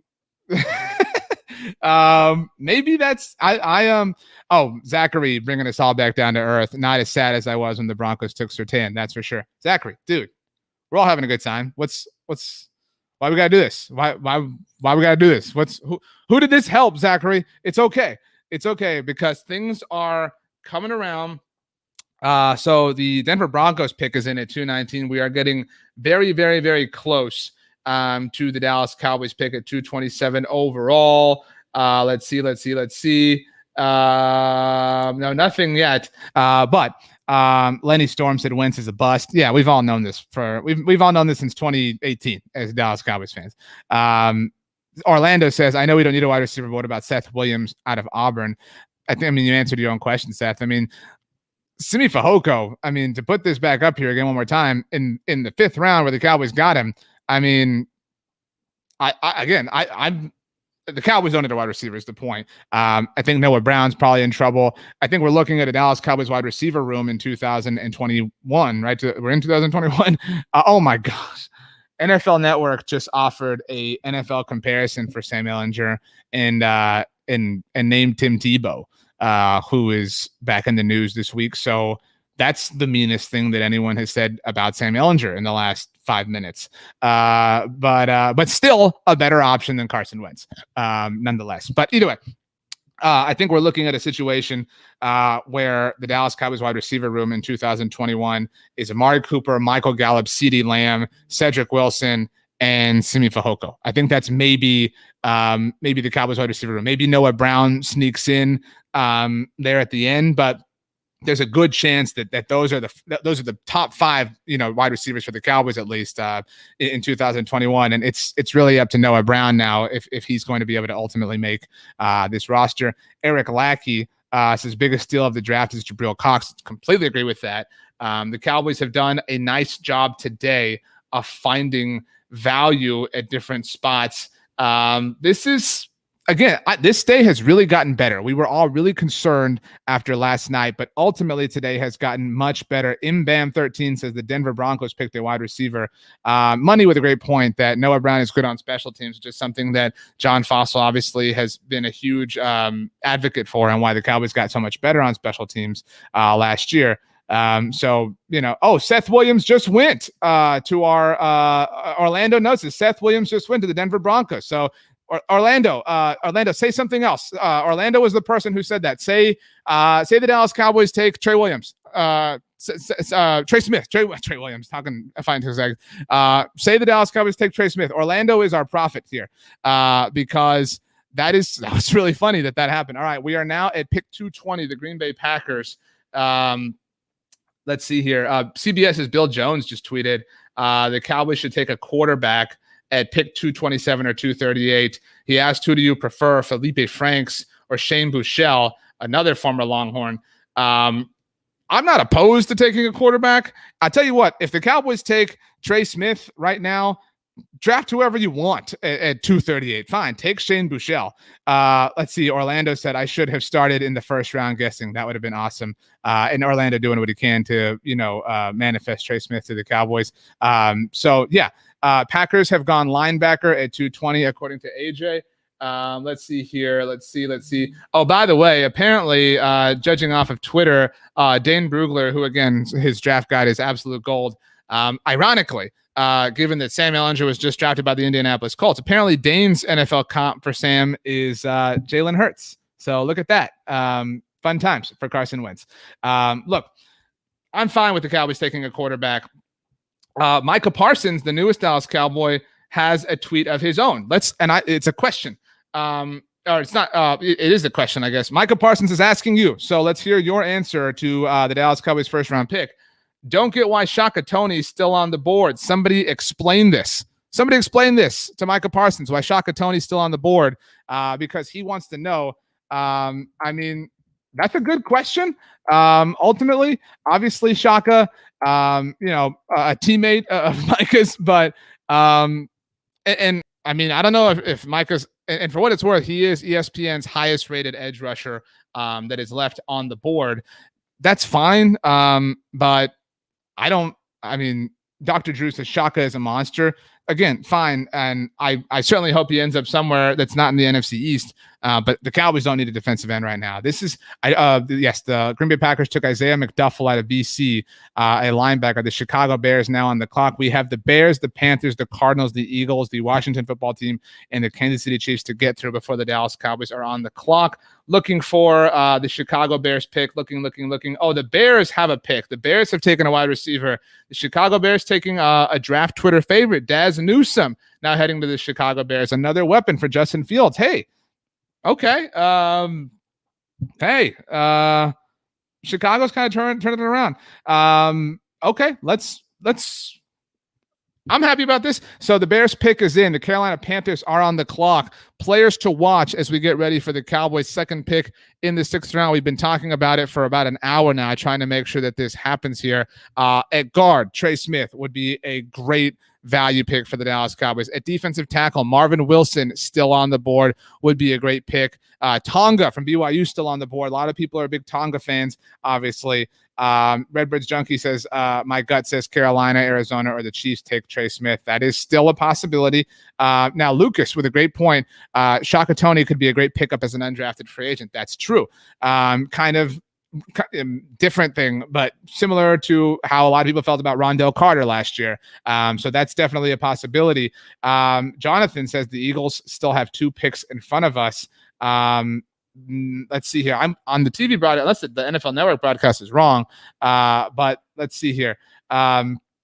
Matt Lewis says the Cowboys should trade up for Trey Smith. But to get back again, Trey Smith is an option. Marvin Wilson is an option. Just making sure here that Dylan Moses is still on the board. He's an option. Ardarius Washington is an option. There are 4 players at different positions that we all like. So let's rank those. If Leroy says, I know we don't need him, but Moses is still on the board. Yes, he is. And you could argue the Cowboys do need him. We've been talking and kind of speculating what are the Cowboys going to do at linebacker in the future? I mean, if they do envision a near future without both Jalen and Leighton Vander Esch, I mean, there's an argument to take. The Cowboys have now drafted 2 great linebackers in Micah Parsons and Jabril Cox, 2 of Dane Brugler's top 6 linebackers. In fact, let's pull up Dane's rankings right now to see where he has, I forget off the top of my head, where he has Dylan Moses. Dylan is Dane's, goodness gracious, where is it? I'm scanning. 16th. Dane has him ranked 16th among his linebackers as a projected 5th round pick. And we obviously are here in the 6th round. Jonathan says, I know it's crazy, but I would take Moses. Why is it crazy? I mean, why is it crazy? Let's take again a look. We did this earlier, but at the depth that the Cowboys have at the linebacker position, how is it crazy to add 3 linebackers to this in Micah Parsons, Jabril Cox, and hypothetically Dylan Moses? I don't think it's crazy at all. Francis Bernard, we had on the show, by the way, here on the YouTube channel about a month ago. You can go back and watch that. He was great, but he talked about how he was really focused on special teams. So not a player that's going to contribute to you defensively. Luke Gifford, really probably not going to contribute much to you defensively this year. Azur Kamara, again, not much you're getting there. Keanu Neal, kind of half linebacker. So really, your true linebacker depth in terms of dependable players and, players you're counting on, obviously.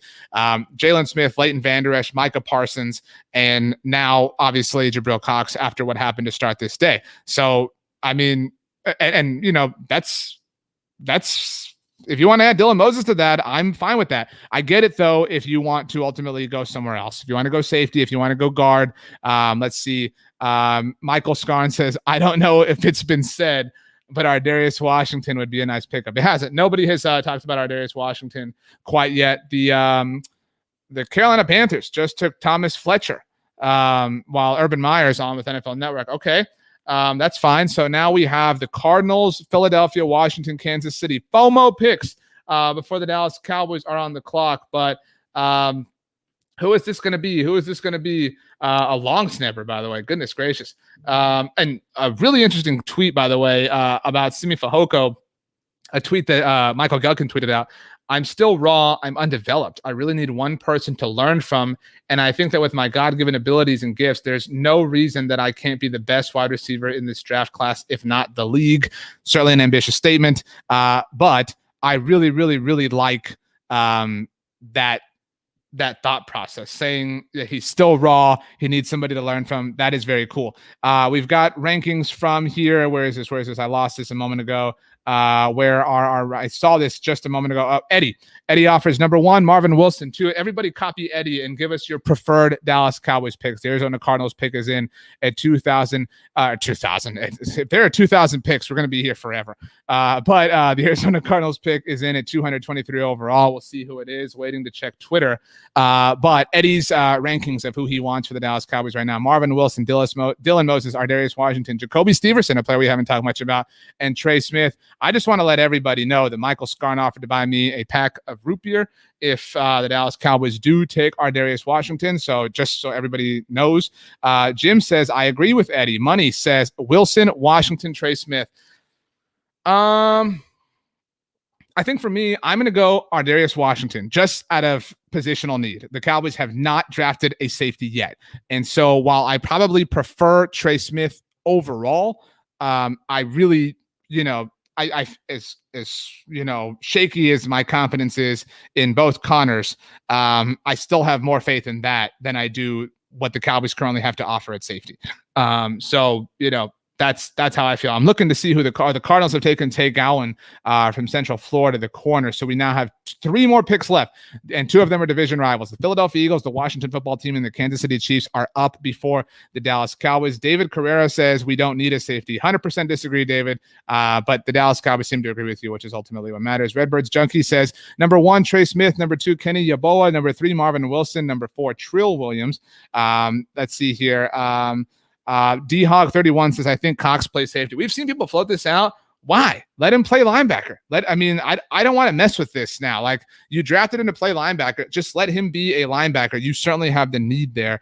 Jonathan Hensley says, number 1, Trey Smith. 2, Dylan Moses. 3, Marvin Wilson. 4, David Moore. 5, Robert Jones, leaving Ardarius Washington off the board. Marlon Mayfield says, how am I still going? I had a very large coffee. I have a very loving wife who prepared a beautiful lunch for me that I ate in like 3 minutes in one of our breaks. There's a lot of caffeine running through these veins, and there's a lot of excitement because it's the NFL draft. It's the Dallas Cowboys. We're finding players that are going to help the team win another Super Bowl. That's how I'm still going. And the next one's going to be Darius Washington. I'm going ahead and calling my shot. The Philadelphia Eagles are on the clock. Lucas says safeties are people too, Jerry. Yes, please let them know. Watsamata says, I was lobbying for Trey Smith at 179. Come on, let's make it happen. Redbirds Junkie says, I'm the Rock the Mic champion. That's right. I won ESPN San Antonio's inaugural Rock the Mic competition in 2016. Shout out to Jason Minix, Rob Thompson, James Pledger, Ari Temkin, and David Chancellor, all the GOATs. Where are the Philadelphia Eagles going? Please pick a really bad football player. That's what we want to see as Dallas Cowboys fans. I don't see who they have selected yet. Waiting. No, that's the Cardinals pick. We know that. We don't care. What have the Eagles done? Let's see. Eagles. You are terrible. Mess this up. Where are the Eagles going? Lenny Storm, says James Wiggins. I don't see that yet. Nope, nothing yet. Still waiting on what the Eagles have done. They have 55 seconds left according to the NFL Network broadcast. That was a nice sip of Diet Coke. Okay, let's go. Eagles, get it in. Come on, we're waiting. This is just, goodness gracious. I mean, seriously. Oh, you're right. Sorry, Jerome. They have 2 picks. Thank you very much. My bad. Okay, Boxing Monster, Wilson Moses, then add Earl Thomas. The Earl Thomas stream, people, is the old water. Earl Thomas stream is not happening. It's not. Let's see here. Let's see. I'm looking to make sure we don't miss a single thing. Great point here from PC Guys off the grid. Eagles, same colors as Waste Management. By the way, Waste Management Open, one of the best tournaments on the PGA Tour. Jordan Spieth almost won it. A lot of people here are Sam Ehlinger fans. So it is what it is. Looking. Still nothing on anything Eagles updated here. Okay, we're getting close. Caleb says, RJ, is Reggie playing safety? Talking about last year's 4th-round pick, Reggie Robinson, the second out of Tulsa. There has been chatter that he's moving back to corner. Dan Quinn has yet to really publicly address this. Dan Quinn has really yet to publicly kind of speak as the Dallas Cowboys defensive coordinator. And so he was on Pro Football Focus's podcast, but I am very anxious to hear what Dan Quinn thinks about Reggie Robinson. I'm anxious to hear what Dan Quinn thinks about a lot of things. Because like I said, he really hasn't spoken. Brett Oliver says, what are they doing with Reggie Robinson? We had Reggie Robinson's head coach at Tulsa on the podcast last year, and he just spoke so glowingly of him. So I am very excited to see what the Cowboys do there. So Eagles, still no notes. Brad Spielberger, by the way, notes, Brad from PFF, that no veterans have been traded. That's a really interesting point, I think, just because I think a lot of people thought that would happen, and people have been saying that since last year, like in a draft where so little information is known that maybe veterans would be traded for with picks, but that didn't end up happening. The pick is in, Steve says. It's Jacoby Stevens, safety. So a safety is off the board, safety out of LSU. So the Eagles did not take Darius Washington at 224. Okay. So this is all the more reason. Let's take a look at the best available safeties here. Give me 1 second. Best available. Here we go. Safeties. So now our top safeties, as I almost ran into my microphone here. Trill Williams out of Syracuse. Darius Washington, Paris Ford. It is getting thin at safety, people. So if the Dallas Cowboys want to walk away with a safety, now is the time to do it. JNE says, damn, the Eagles stole Jacoby Stevens. A fine pick. But Katie Drummond, old school BTBer from the Cowboys Wire, just tweeted, I agree with this with Katie. Darius Washington's got to be worth a flyer on your 10th of 11 picks. And Katie, said, just get him to camp and find out. I ultimately feel this way about this. Just do it. Just do it. You've waited forever. Just take one. You have actually double dipped to put all the Cowboys picks back up here. You've double dipped at linebacker. You've double dipped at corner. You took Nashawn Wright in the 3rd round at 99 overall. You have double dipped at defensive tackle. You took a nose tackle, all right, as the Dallas Cowboys. I mean, Steve says, I swear I'm throwing my phone if we don't take Trey if he's available. We're all a part of your phone, Steve, unless you're watching on a different device, so be careful with us. We're gentle. But no, I thought that was Washington's pick. No, still waiting. Just do it. I mean, and look, yours says Washington isn't that good. That's fine. I want to see Dan Quinn coach a safety. That's what I really want to see. I want to see Dan Quinn coach a rookie safety because this team has had a broken level of coaching when it comes to finding and establishing a young safety on the roster. Kevin's already trying to help me, come to terms since the Cowboys are not taking a safety. Dana says, I bet they have a plan in free agency for safety. That's always the plan, is a plan in free agency. But I mean, if you're going to be this committed to change, do it. I mean, do it. Chill Will of NJ says, number 1, Marvin Wilson. That'd be fine. Number 2, Trey Smith would be fine. Number 3, Dylan Moses. Number 4, True Williams. I'm fine with all those picks, honestly. I mean, just, NFL Network went to commercial right when we needed them. How could you, NFL Network? By the way, after this pick, we will be joined by another BTBer. We will be joined by the one and only Tony Catalina, who has been part of our draft coverage. The pick is in, Steve says. I think Steve's talking about Washington's pick. Looking to see who the Washington football team is taking. Still nothing yet. Robert says Cowboys to trade down. I don't know. I mean, we're still waiting here. This is all live. This is all real and authentic. This is Michael with this asking Steven, this is hypothetical, asking Steven why he didn't draft a safety. Well, when you look at the brass of it all, it just didn't luck out and find one in our bucket. That is totally a Stephen Jones answer. Yeah, I mean, the way the board fell, we just really like the value we got with other players. They're all really good football players. Draft a safety, Stephen.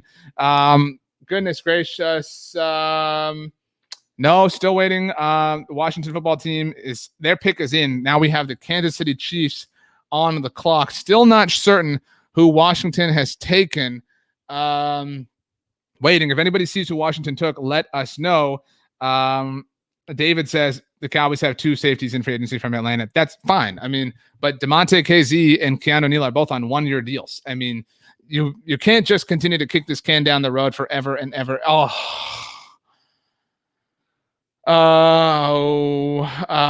At 225 overall, a lot of you called it. I'm so sorry to report that the Philadelphia Eagles have taken Tennessee guard Trey Smith.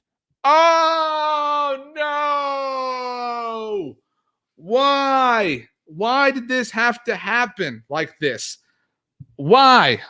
Now, if we don't take Ardarius Washington, I'm going to be even more upset. This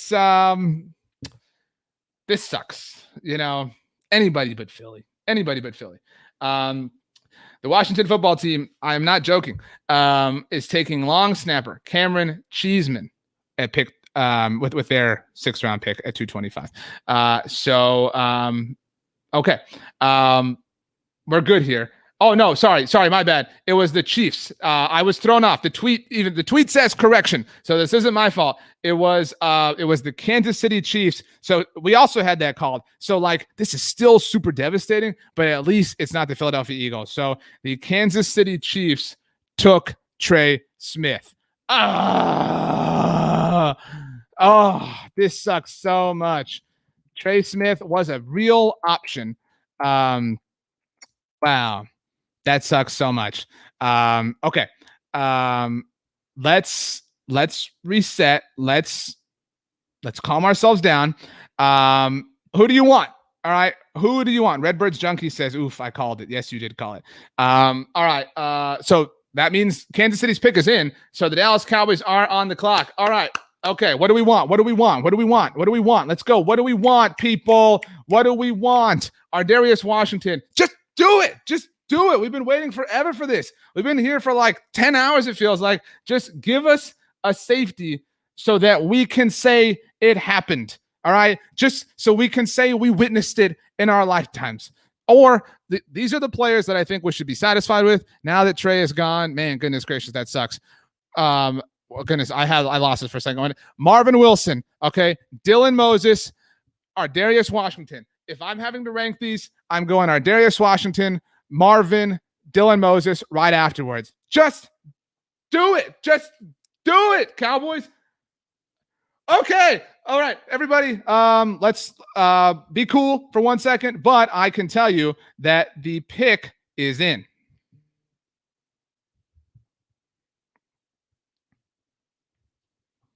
Okay, with the oh my gosh, just lost it. With the 227th overall pick in the 2021 NFL Draft, the Dallas Cowboys have selected safety Israel Mukuamu. So Israel Mukuamu, looking at Dane Brugler's draft guide, seeing where he has it. I'm trying to find it now. Israel Mukuamu is the pick for the Dallas Cowboys.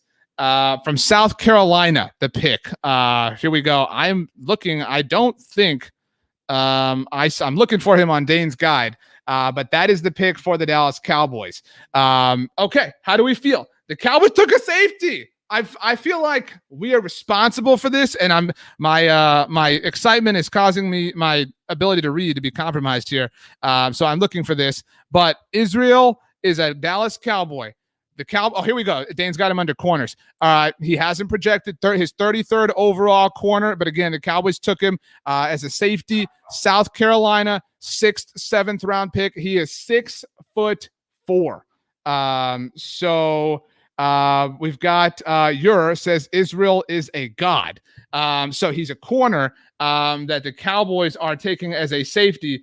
6'4", 212 pounds, and 34-inch arms. Okay, we did it, people. The Dallas Cowboys have a safety. We're on the board. Okay, first of all, congratulations to all of you. We willed this into existence. Maybe they are going to play him at corner, honestly. Because if there's one thing we know, obviously, about Dan Quinn, it's that he loves tall defensive backs overall. We talked, obviously, about last night, the Nashawn Wright pick, also a 6'4" player, not as heavy as Israel is, but Chop Sports TV, by the way, notes the Cowboys took a safety with Jeff Heath's comp pick. This is good. This is good. Let's get Tony Catalina in here, working on getting him in here. Tony, let's get your invitation sent on over to you. Working. Okay, let's go. One-word reactions to the Dallas Cowboys taking Israel. What do you think? Because I'm happy. That's my word. I'm happy. That is my word. I am happy because the Dallas Cowboys took, whether they view him as a safety, whether they took him as a corner, he has the position flex. This is about throwing darts. That's what this is. This is like that scene in Ted Lasso where he's like throwing darts like a baller, like not even looking at the thing and just hitting them bullseye.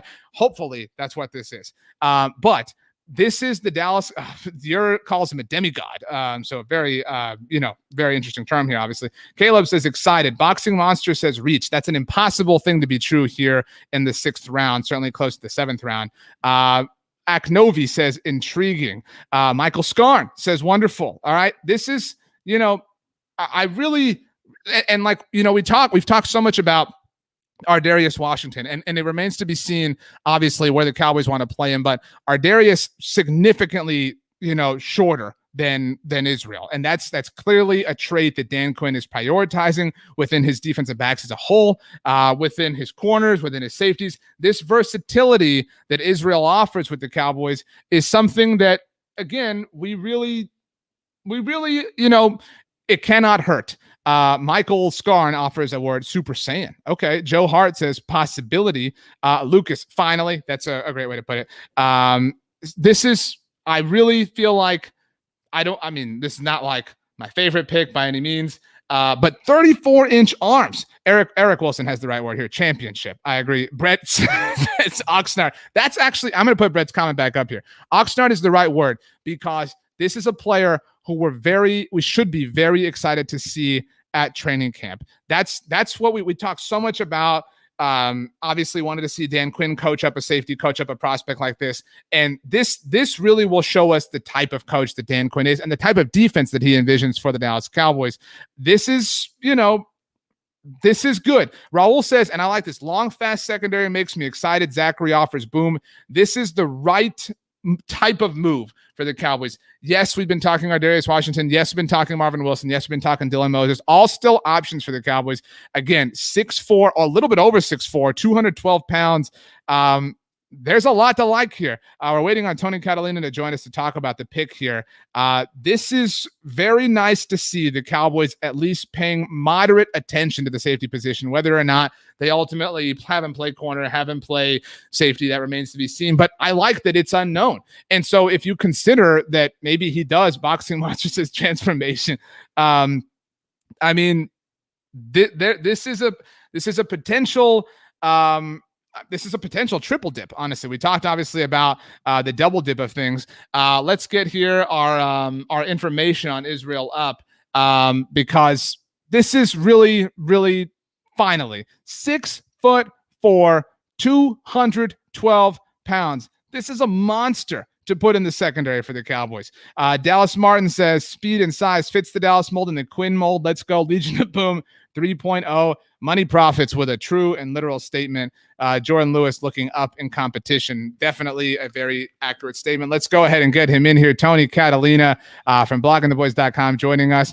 Israel Mukuamu, Tony, your thoughts? Initially, you look at his size, right? 6'4", 212, 34-inch arms. At this point in time in the draft, you're kind of looking for traits. You're looking for ability to be able to develop and grow. It took him long enough to get that safety corner hybrid, but I mean, initially looking at it, I'm not too displeased with it. So, do you think this is Dan Quinn getting his way, especially when we look at the Nahshon Wright pick? I mean, getting his tall, athletic, fast, certainly defensive backs. I mean, it is very clear and obvious that the Cowboys are letting Dan Quinn have a huge level of sway in the type of players that he's going to be coaching, which is ultimately a good thing. I mean, that's what we've been screaming. I mean, give the man an opportunity to do what he wants to do. Absolutely. I mean, if you look at it, I mean, all these guys, they got long, rangy. They definitely have that athletic build. 6'4", they seem to be tall. And, like Bill Parcells back in the day said, if you want me to, cook it up, you have to let me shop for the ingredients. I mean, I'm sorry, you got to let me shop for the ingredients. So it's one of those things where you let Dan Quinn get in there, pick his type of guys, and let's see what he can do with them. So the Cowboys safety room, if they, actually, where would you play him, Tony? Let's go there. What do you think he winds up playing for Dan Quinn? If you ask me my honest opinion, I think he's a safety. I mean, you look at the height, you look at the range, 6'4", 212. I mean, that's a really tall corner. And I think he has the developmental traits that you can kind of put him back there, see if he can be a free safety type. And kind of just, you want to give him out there, get him into OTAs, get him into mini camps, training camps, see where he looks fluidity wise, and just kind of let him be a ball player and then let the chips fall as they may. So Redbirds Junkie says, I'll admit it, they seem like Dan Quinn boys. Time will tell, and I hope he's right. I ultimately was Mike Nolan a wise choice as a defensive coordinator? No. However, even within that, the Cowboys hardly gave Mike Nolan a chance to influence, his own defensive talent. And I like this. I like that the Cowboys are saying, you know what? We're going to live and die by what Dan Quinn wants. We believe in him. And so how many people have said that? Dan Quinn, he'd make a much better defensive coordinator, the head coach, Jason Garrett. There's all these coaches that people think make better coordinators. And so I really am impressed. And I'm actually impressed in Mike McCarthy, and maybe some people call it like laziness or, just like giving up of responsibility. But I'm impressed at the ability to completely trust the defense to Dan Quinn.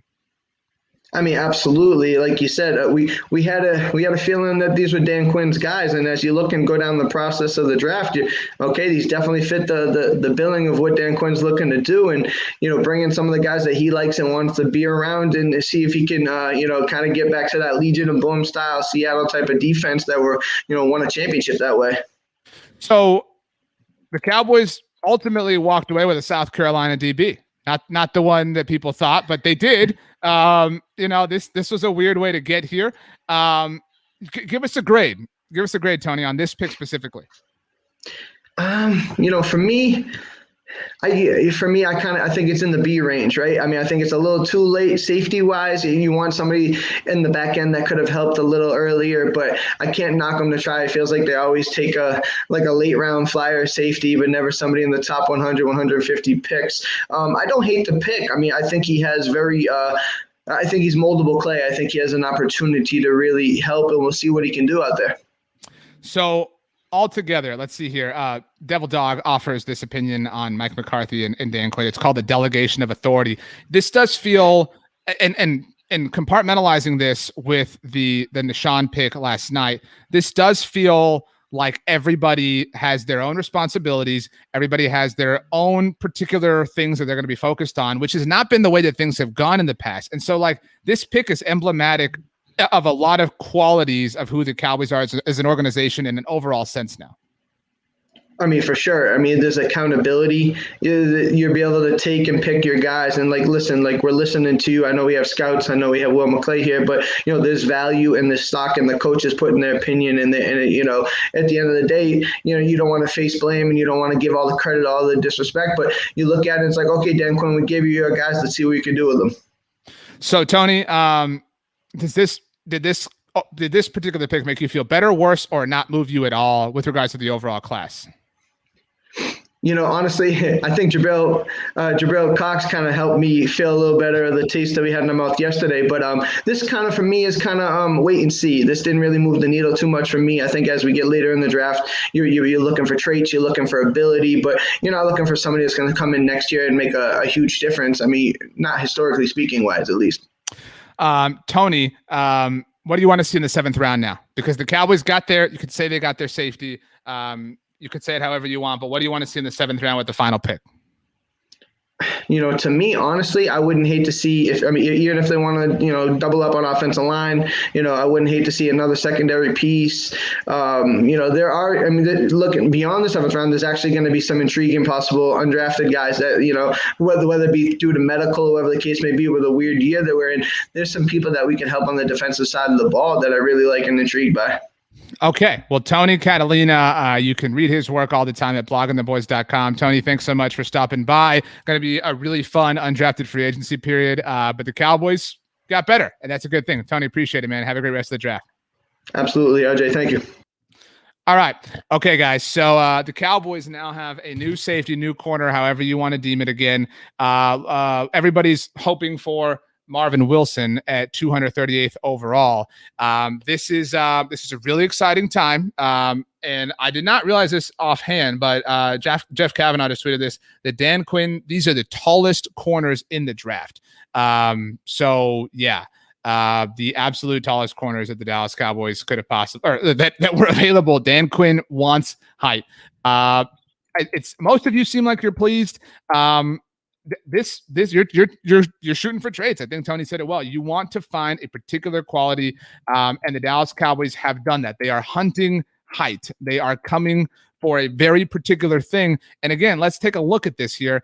I mean, this dude is huge. I don't know any other way to put it than saying that he is absolutely huge.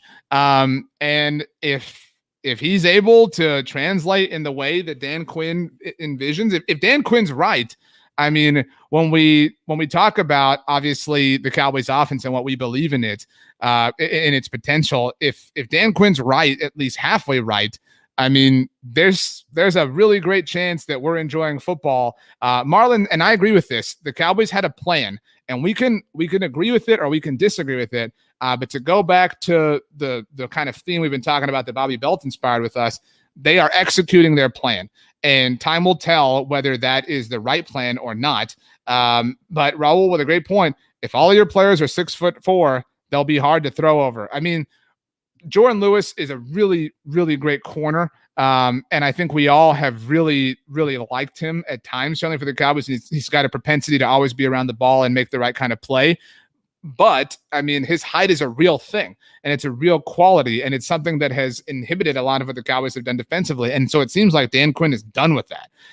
Now, to be fair, the Cowboys did re-sign Jordan Lewis this year. But I mean, the Cowboys are clearly ready for some height. Let's take a look at our updated draft class so far. things are shaping up nicely, or not nicely, but they're at least shaping up. It is. This is interesting. And Money Profits with a great point. Lewis is a ball hawk despite being small. Yes, I mean, you can have success as a corner or a DB in the NFL at a shorter height. Obviously, you can have success in a number of ways. There's people that have been to the Hall of Fame in a number of different capacities, but the Cowboys have a plan. They have a plan that they are clearly committed to. And I don't know. I mean, AJ says, am I crazy? Now we're way overboard here. Am I crazy for thinking Dan Quinn can make a dramatic change to our defense in terms of being, I think the point here is a potential top 10 unit against the run and pass. I don't know that you're crazy. I think that's really optimistic, but this is okay. This is, Boxing Monster says it's crazy. I don't think it's crazy. It's just really, really, really optimistic. Eric asks, how many players do we think will contribute this year? I think, I don't know. I'll tell you what, Eric, I'll answer that question. We're going to start our final stream for the draft. We're going to have a 7th round stream, and we're going to go in there right away. We're dropping the link for you here in our YouTube channel, on Paris, Twitter, on our Facebook live feed. Head on over to there. We're going to launch that in 1 minute or so. We're going to get out of here so that whoever's rewatching this knows this is the end of the 6th round. Go to our 7th round live stream. We have a whole lot more to discuss. We'll see you there in just a moment as we find the last player that the Dallas Cowboys are going to pick in what is going to be the best draft class in NFL history. Just kidding, but we'll see you in just a moment over there.